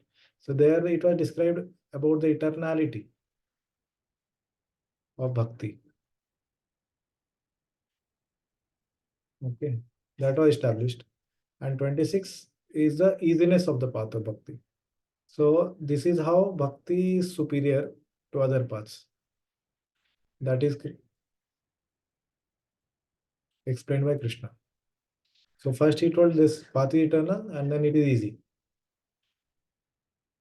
So how is it easy? So here he is saying one can offer me patram, pushpam, phalam, toyam. So four items are mentioned and they are all in singular. A leaf, a flower, a fruit, or little water. Okay, like that. And how does he offer? Bhaktya through the method of bhakti. Okay, with devotion. Prabhupada has translated. He offers with devotion. And then what does the Lord do with such an offering of devotion? Tadaham bhakti uparitam. Okay, so such things which are offered in devotion. See, here also it was with devotion. And again, it is said these are things offered in devotion. So this is again actually a repetition. And in Sanskrit, one should not repeat any words, but there is a repetition here for two reasons. One is to emphasize that how much important is this bhakti element that is told by Baldev Vidyabhushan and Prabhupada. And Vishwanath Chakravarti has told that actually bhakti is indicated in 3 places in this shloka, not only 2. So these 2 are surely there. Then there is one more place, Prayata Atmana. This is also about bhakti only, pure consciousness. That pure consciousness also indicates bhakti. So why 3 places bhakti is mentioned? So that is explained by Vishwanath Chakravarti. So he says, this first bhakti, which is there, bhaktya, that is to be understood as the person has accepted a parampara, or he comes in a proper sampradaya. Okay, one of the 4 sampradayas. That is about bhaktya prayachati. He offers me with devotion, means he comes in a proper line of the proper lineage of devotion. Okay, and then second bhakti, here it's in the mood of devotion, basically in the consciousness of Krishna consciousness. He is in a proper parampara, but he comes in the proper parampara, but at the time of offering also he is in the emotion or the attitude or the mood of devotion is there. Okay, so this is the second understanding of the word bhakti. And prayatatmana, that is also indicating bhakti. So that means that he is offering with the purity of mind and body, and also the food is pure.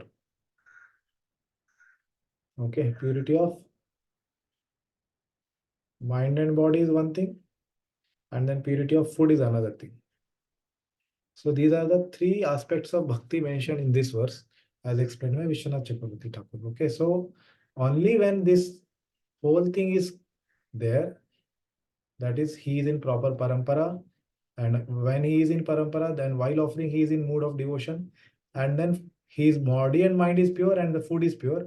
When all these things are fulfilled, then the offering is complete. Otherwise, Krishna does not accept the food. So one may think that, oh, Krishna is accepted and I am also eating prasad, but Krishna has not endowed with his spiritual potency. Okay, so that is the meaning. And what all items to be offered? That is also told here, Patram, Pushpam, Palam, Toyam, whatever may be easily attainable like that. Okay, we'll read this. Yes, please read. For this worshipper of the Devatas, there is extreme trouble. But this is not so for my devotees. In this verse, the word bhaktya in the instrumental case literally means by the devotional process.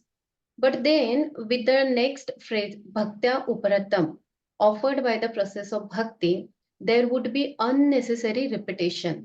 The sentence would read, I accept that which is offered by devotion from whoever's offered by devotion.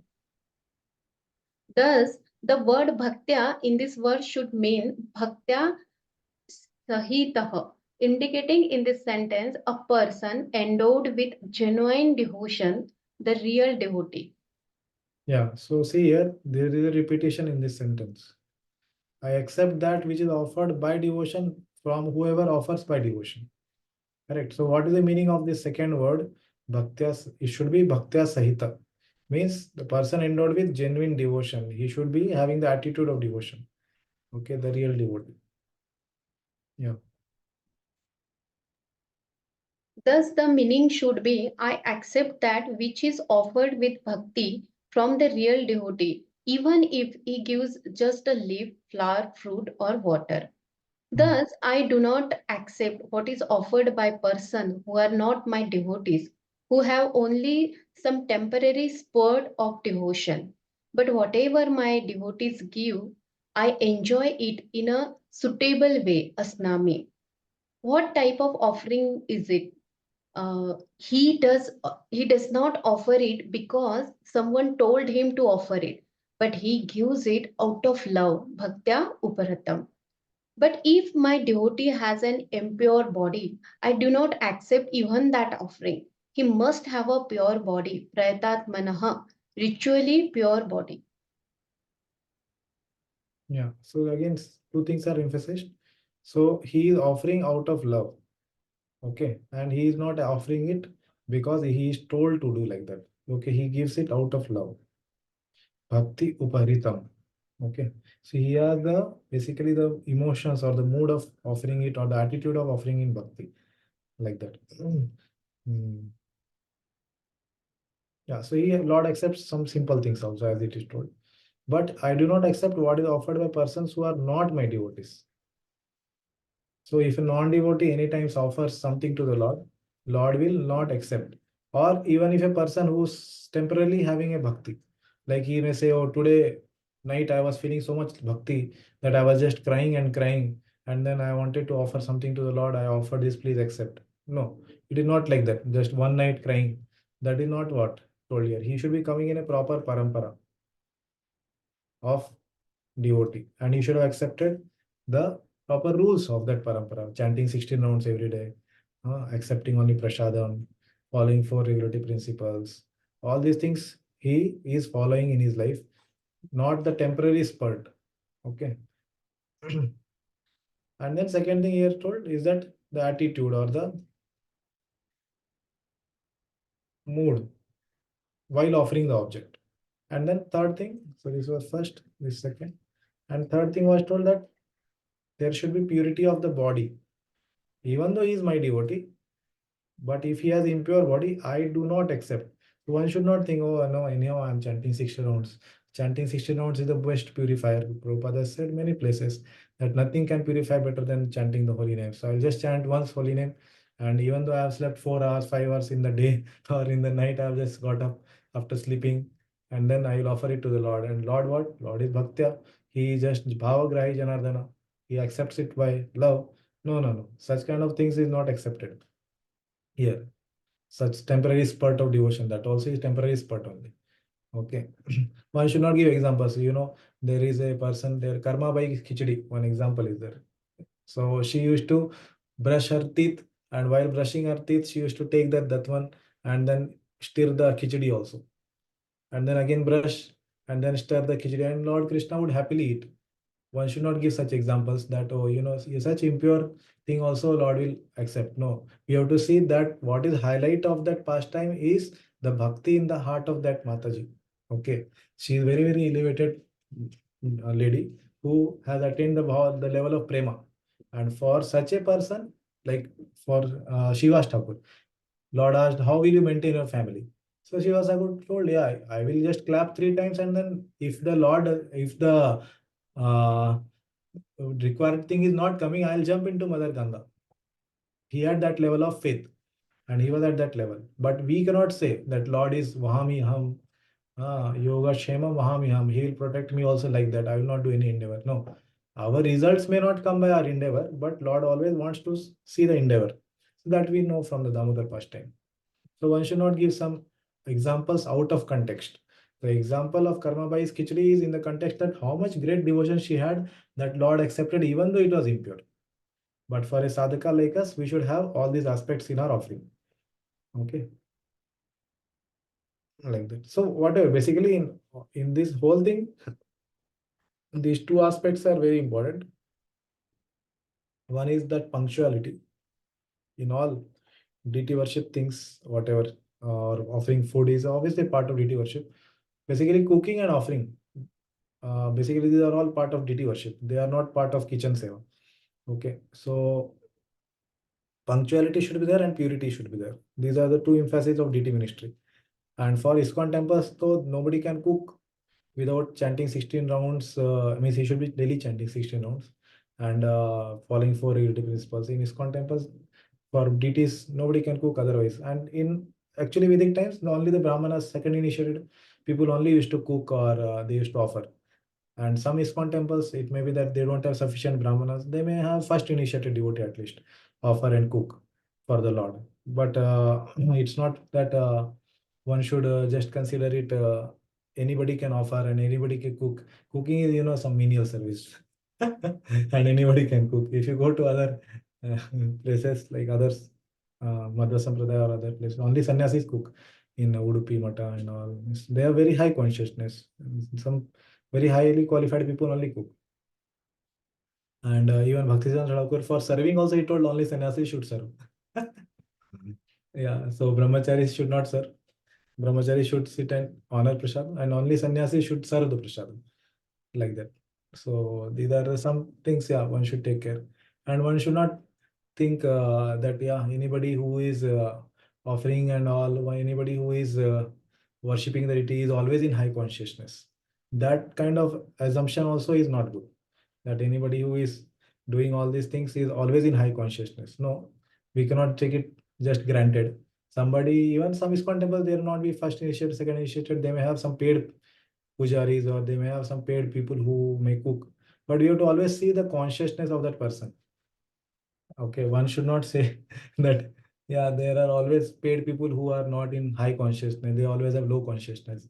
And you know, these voluntary devotees, voluntarily dedicated brahmacharis, they are always having high consciousness. No, one should not consider like that. Okay, so basically the point is, whether paid or unpaid, consciousness is not so much dependent on it. Even brahmacharis, in one sense, they are paid only. How? They are given, they are not paid with money basically. They are paid with clothing or whatever assets are required. Food is given, accommodation is given. So in that way, they are paid. And somebody may be worshipping the deity, paid pujaris. They may be given money for their fulfillment of their needs. Both are paid only in one sense. Nobody is voluntary. If brahmachari is not given these things, he will not stay in temple also. Okay. So the consciousness does not depend on these things, that whether somebody is paid in money or kind. But consciousness is something different, that depends on the internal bhakti. How much that person has developed bhakti, consciousness depends on that. Whether paid or unpaid, that is secondary. So please don't assume somebody that who is worshipping deity is always in great consciousness. He is supposed to be, and he is surely, he must be. But we cannot blindly accept anything. And we should not always assume that somebody who is paid is always in low consciousness. So these are all not good. Okay. So this both punctuality and purity we have to also take care. But at home, one may be worshipping some deity, or one may be doing some cooking also. So purity has to be maintained. It will come in the purport. And at the same time, one has to consider, one has to understand that, okay, what is the minimum standard I want to offer to the deities at home? And he should try to follow that. Okay, once in a Ekadashi, I will offer food, or once in a Ekadashi, I'll worship, or once in a week, I will do, or every day, once I will do. Some standard has to be set. That standard must be followed. Okay, because Lord cannot be given a woe, one cannot accept a woe and then fall below it. Whatever is possible, that much only one should accept as a woe, and that much he should surely try to genuinely fulfill. Okay. So many times it is seen, I have heard these examples, that people go for some yatra for 15 days. So even though they are supposed to offer some food stuff to the deity every day, 15 days, there is no food offering. So such kind of standard is not good. Obviously, at home, one may not have pran pratishtha deities like a temple. At temple, it's very, very high standard because of that. But at home, it is like something like one is calling the Lord as to accept the offering, prem pratishtha, they call. But prem pratishtha doesn't mean that one may do anything in the prem, offer it impure item, or sometimes there is some hair fallen in the food offering, and then one removes the hair and then offers the Lord. Lord is bhavgrahi. He'll accept the devotion. So all these kind of uh, ashastric things is not supposed to be done. At the same time, one should not feel the burden. Or I was telling Prabhuji that one should not bring the deity at home. Now see, so much burden has come upon me that I have to cook 3 times and I have to follow all these standards. But this Prabhuji doesn't understand anything. Okay, one senior devotee was telling this example, so I'm just repeating. Our Mataji also should not think that, oh, Prabhuji is so enthusiastic in doing service to the deity, but he doesn't consider my situation. He consider only his situation. I have so many other responsibilities, but he has done this. So I have to somehow do this. One should not feel it as a burden. So that is coming into the point of second. He should offer it out of love. So if the service has come, one should try to be always being the best of the consciousness. That is Krishna consciousness. That, okay, somehow I have got a service which many people don't get in many lives to serve the deities, serve Krishna or serve Lord Vishnu, like that. So one should try to be in best of his consciousness, at least while offering the bhoga and while preparing the bhoga, while worshipping the deity. So until unless that is done, one cannot expect such offering to be accepted by the Lord. Okay, so if he is initiated in proper parampara, but one should not take it as a burden. Oh, somehow I got initiated. Every day I have to chant the 16 rounds now. I don't know what was that inauspicious moment that I got initiated. So one should not curse like that. So these are some aspects of people in ISKCON. I'm telling at one place. Okay, so these kind of things should be avoided as much as possible so that Lord will accept it. Okay. Okay, so let's read ahead. This exclude persons from offering during menstrual cycle or with other impurities. However, the word prayata atmanaha can also mean a person with pure mind.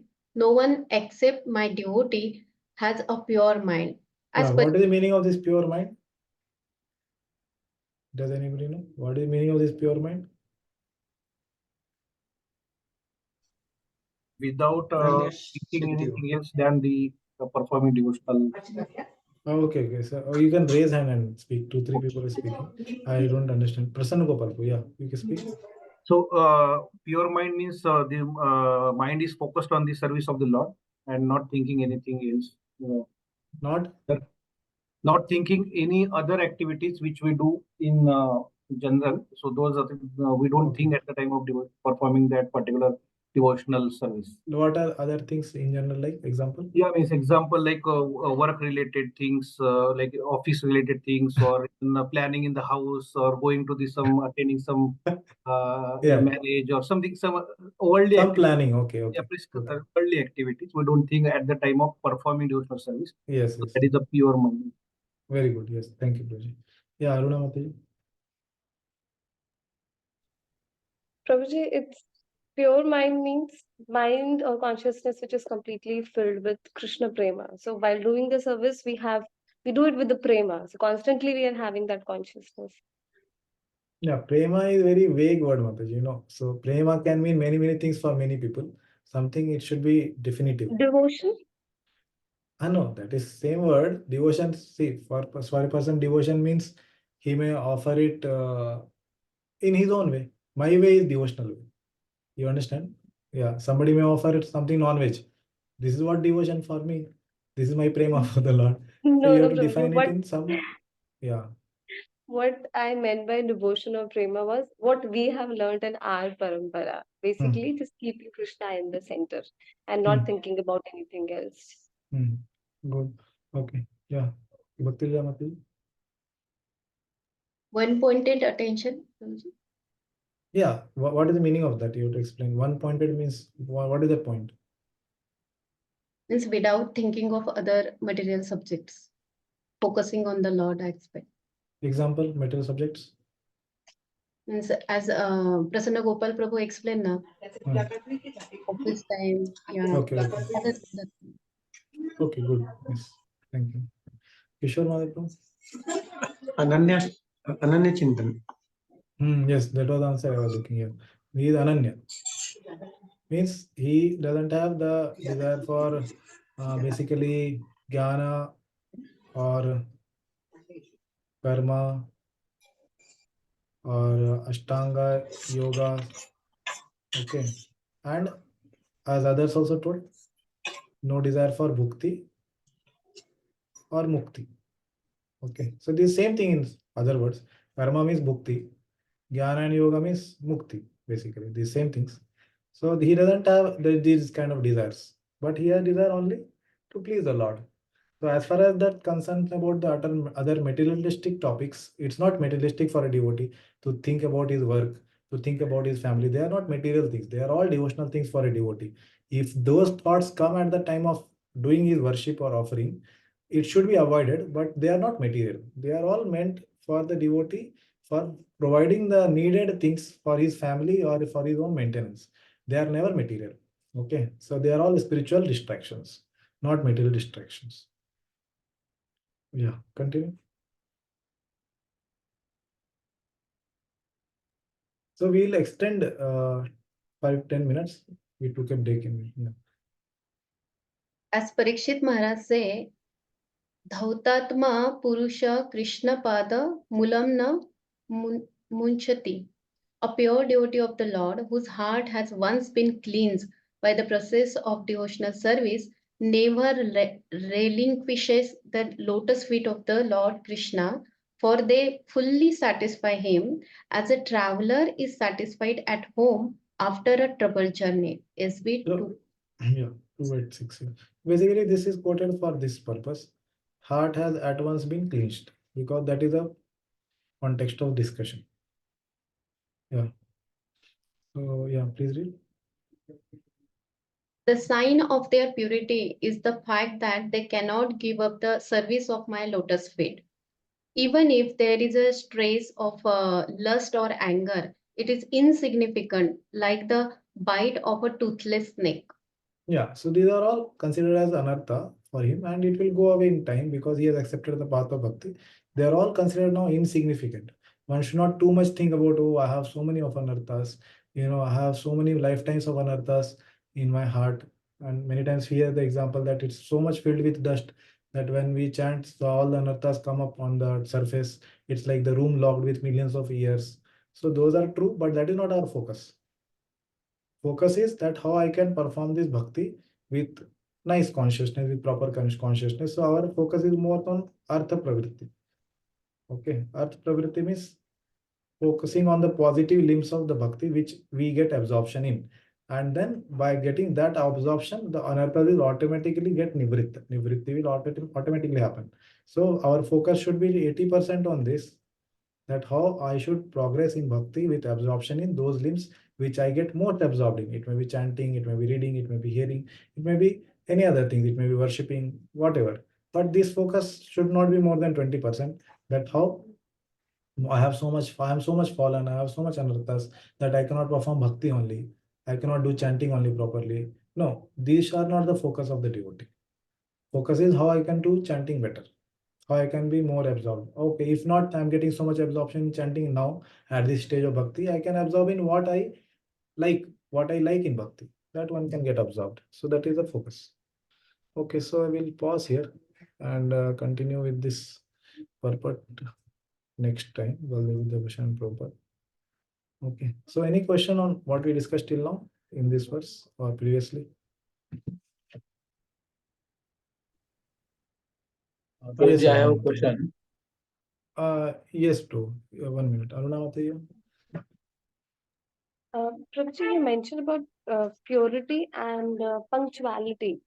Prabhuji, Yeah. like in home, I'm not talking about the deities, but if somebody has photos and like in temple, everything is on time, like Aarti 7:30 or 12 o'clock or 12:30. But in home, sometimes we fail to follow the punctual time because I myself have not kept any punctual time. Like whenever I get free from my, like I have to look after my bedridden father. So whenever I get free after his service, then I take a bath and go for my services. So is it okay in this case? I have Yeah, photos, I miss. don't have DTs. Yeah, so whether it is, if not DTs, yeah, obviously it's not so high standard, but one should try to, like, if suppose one is to do Mangalarti service, if he is not able to do at 6, then he should keep it at a time where he can do, but do it fixedly, like 7 o'clock, then he should do at 7 o'clock. Okay. And if one has promised something, then one should try to keep it to the best of its possibility. But there may be some exceptional time one may not be able to do. So one should keep it to the standard that he is able to follow, given all the circumstances. But if the circumstances change, he should change his standard and then try to follow that. Fix a standard and one should try to follow. Not that, okay, today's circumstance is different, tomorrow it is different, so every day my standard is different. No, so one should fix it something and follow that standard given all the circumstances. Okay, and one may change the time also. Some time is not suitable, change to some other time. But this should be followed, punctuality and purity to the best possible extent. If one has tried all this, still is not able to do, then okay. Yeah. Then So one should not fail to plan, otherwise it is planning to fail. Like that. Yeah. Yes, Mukund Pablu.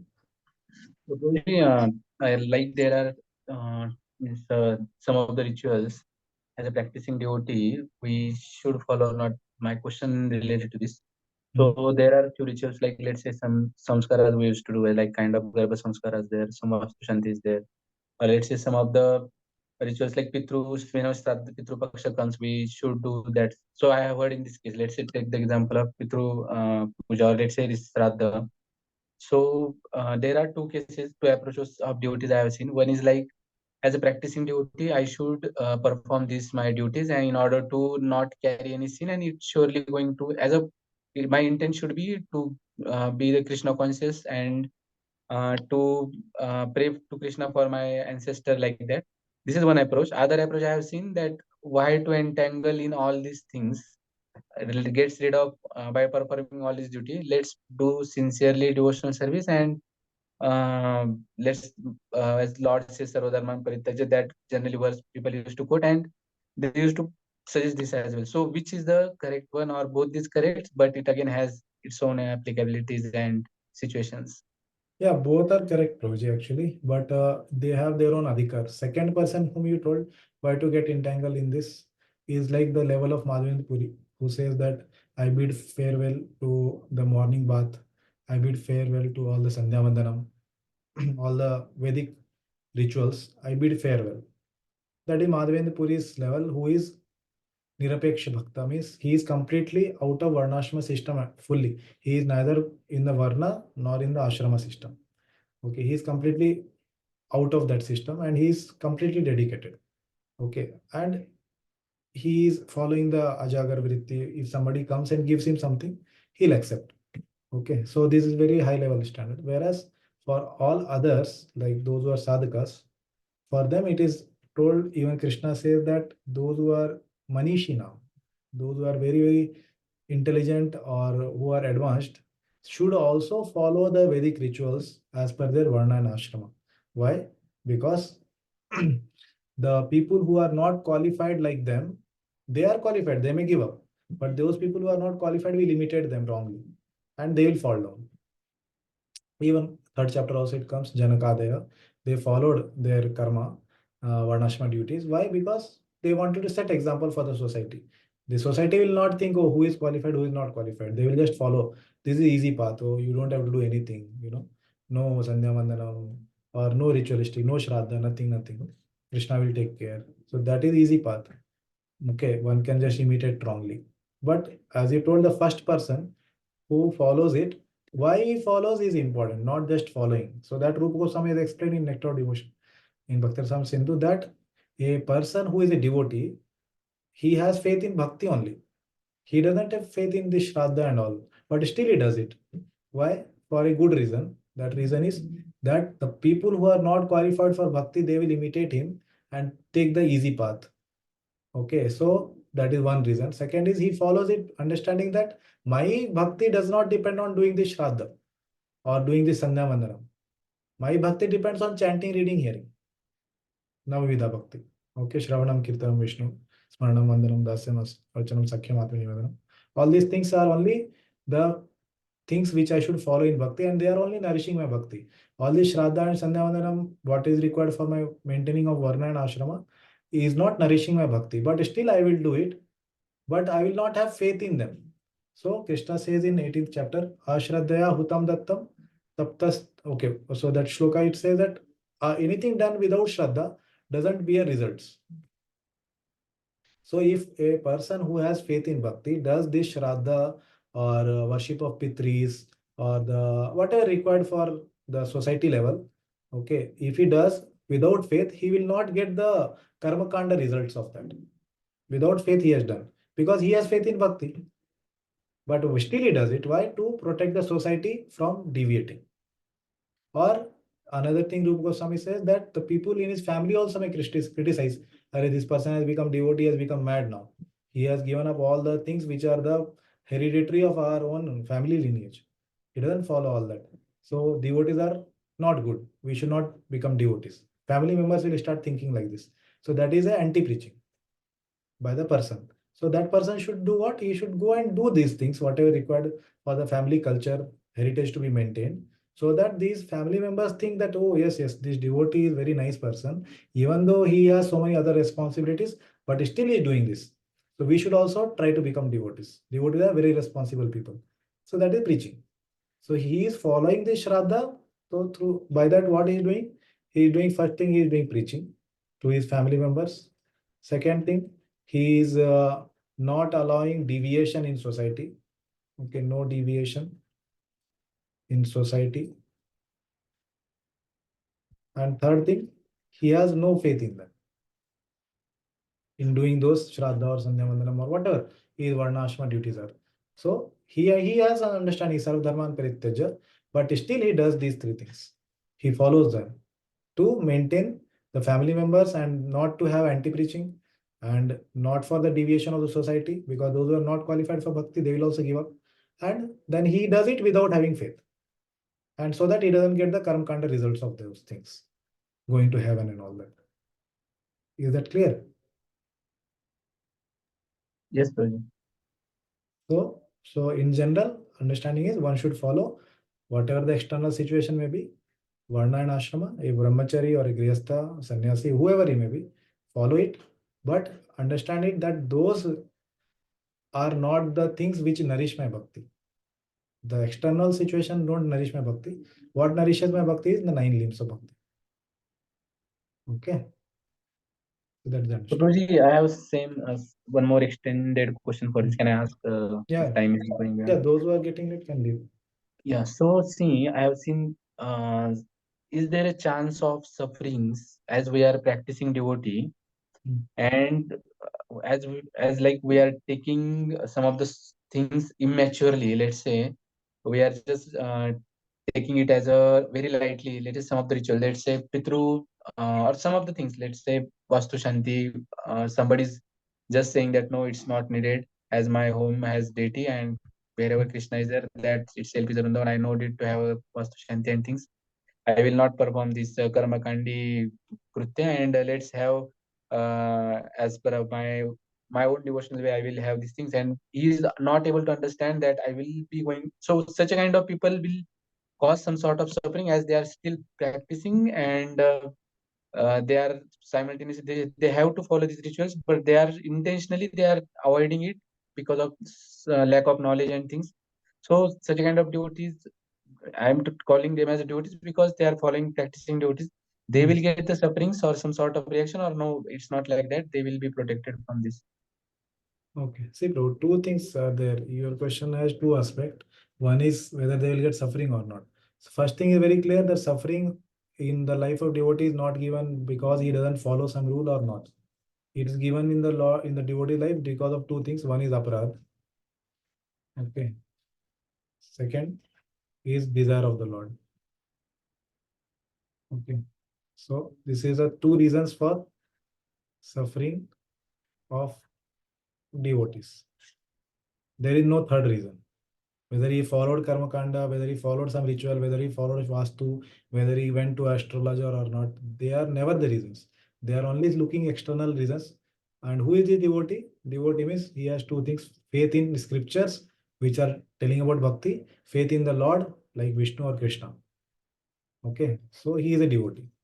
He may be initiated, he may not be initiated. But he has faith in these two aspects, Shastra and Shraddha. Basically, Shastra. Those scriptures we described about bhakti, he has faith in them. Okay, he may have less faith like that. So that is one part of your answer. Why do the devotees who follow Varnashma or follow Vastu, follow astrologer or not? That is a separate thing. But suffering for a devotee will come only because of these two reasons. Okay. Now, as far as following this Vedic science, okay, they are all Vedic science which you told. Whether it is Jyotish Shastra, whether it is astrology or same thing, or Vastu Shastra or whatever. If they are following, that is also okay. If they are not following, that is also okay. Given that they have the right consciousness. Okay, one should, if one is thinking that these are all wrong and these are all unnecessary things given in the Vedas, then that is fourth offense. Okay, and then fourth offense, then they will suffer. That is namaprad. But if they are understanding that, okay, these are right, but actually it's not required for me. Why? Because Krishna is the source of all these things and I worship Krishna only. I don't want to give up time for these all things. But they are all right. They are all Vedic science. They are all right. That is not fourth offense. But he has exclusive shelter in Krishna. Then he will not get suffering because of not following. Okay. This is one kind of people who don't follow. Then there are second kind of people who follow. Okay. So these are not following. That is one. And then there are people who follow them. They will follow properly Vastu. They will follow properly astrology, thinking that these are actually the sciences given by Krishna, and I should endeavor to best follow these sciences so that my bhakti will be protected, so that I have very less suffering. I will go to astrologer whenever there is some, something serious to be considered. Not that every day he will go, because he should have primarily faith in Krishna, or every day I'll go to Vastu, but he is constructing some temple or home, then he considers this Vedic science is right actually. And Krishna has given this science in Vedas, and I'll try to follow, I'll try to do best of my endeavor so that I have least of suffering, so that I can practice bhakti. Okay, follow for bhakti, protection of his bhakti. Then that is also good. So these are people who don't follow, they are people who follow. Both are correct. Both may be correct, not both are correct. Both may be correct. Those who are not following, they are thinking that these Vedic sciences are wrong. They are doing fourth offense. But there are second type of not followers who think that I have exclusively sheltered in Krishna. Exclusively sheltered in Krishna. They're right. These are wrong people. They are right people, in not followers. In the followers, there are people who think that, oh, I will follow them because my bhakti will be protected, my body will be protected, and I will have less suffering so that bhakti is progressing. They are right followers. But there are followers who think that, no, if I don't follow Vastu or astrology, then my bhakti will be going down, because not even Krishna can protect my bhakti if I don't follow this astrology or Vastu Shastra. So they are wrong followers of astrology or Vastu Shastra. Okay, so I will just do what's summarize in a new slide. Okay, because it will keep coming. I'll just add one slide here and put it. So,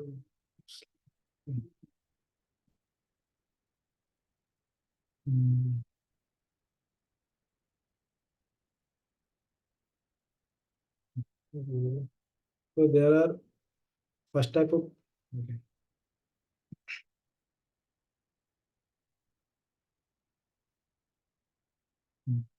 So there are first type of people who are followers of Vedic science. Okay, in that there are two types. They follow considering that this Vedic science is greater than Krishna. And second, who are following so that the protection of bhakti is taken care. Protection of bhakti. So these are right followers, these are wrong followers. And there are second type of people who are not followers of Vedic science. In that again, there are two categories. One is thinking that this Vedic science is wrong. Okay, Vedic science is wrong. These are wrong followers because they are doing the fourth offense. Shruti Shastri Ninda. Because they are all given in Vedas and they are thinking that is wrong. And there are people who are not followers because they have exclusive shelter of Krishna. So they are right followers. So now does it mean that these people who are following for protection of bhakti, they don't have exclusive shelter in Krishna? No. They also have exclusive shelter in Krishna, but they understand that these sciences are given by Krishna for my protection. And because he has given these sciences, I will follow it. So he also has exclusive shelter. Okay, and he also has exclusive shelter who has not followed. So these are the two parts of the answer. Okay.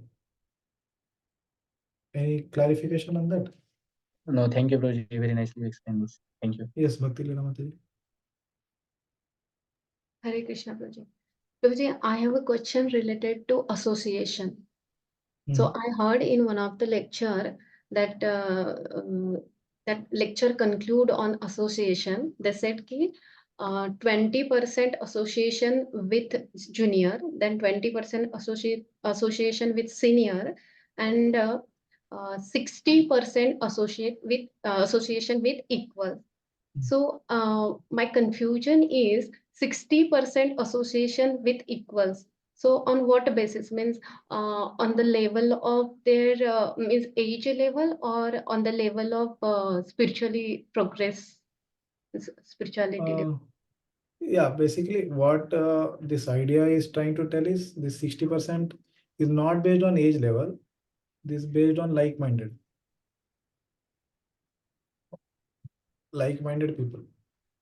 Means whatever we may have liking, they also have similar liking. Whatever we get more absorbed in limbo bhakti, they also get absorbed. So we can take their association together. So anytime, it's most of the times not based on age. It may be junior. So Ramachandra Sangha mange Narottama Das. So where is age in that? That is because they are like-minded people. Okay, so that is one point. And then as far as you are saying about 20% about the other, so these are the people who may not be like-minded, but they are devotees. And that may be required for our service aspect. We have to do some service with them. Okay, and or it may be because we have to do some other activities with them. They may not be even devotees.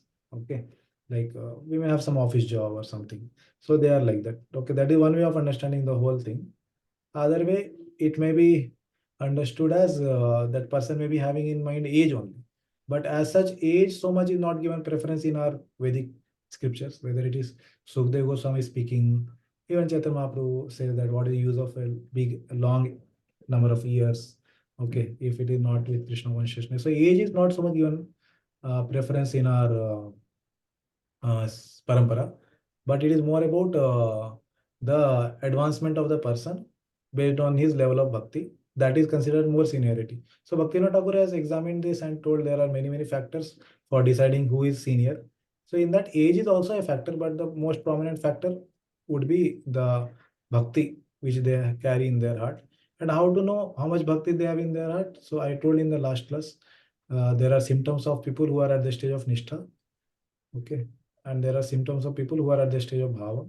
So they are explained in Bhakti Rasamrita Sindhu and Madhur Kadamni. So this comes in Bhakti Rasamrita Sindhu. One can see the 9 symptoms: avyartha kalatvam, namgane sadaruchi. Okay, all that. Priti tadvasti sthale, living at the holy place, or means mentally at least. And Nishtha, this explained in Madhur Kadamni, that he doesn't have sleepiness during kirtana, bhajana, or shravanam, or he doesn't have the materialistic objects attraction. He considers them as anartha, and he is not having distraction while doing spiritual activity. He is not having indifference towards the spiritual activities.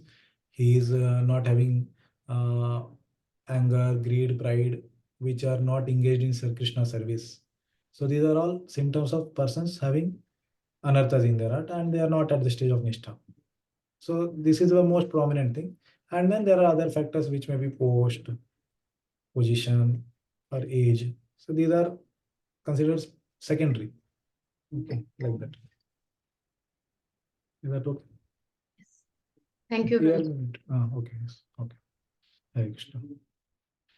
Okay, we'll stop here. Shri Prabhupada ki jai. Shrimad Bhagavad Gita ki jai.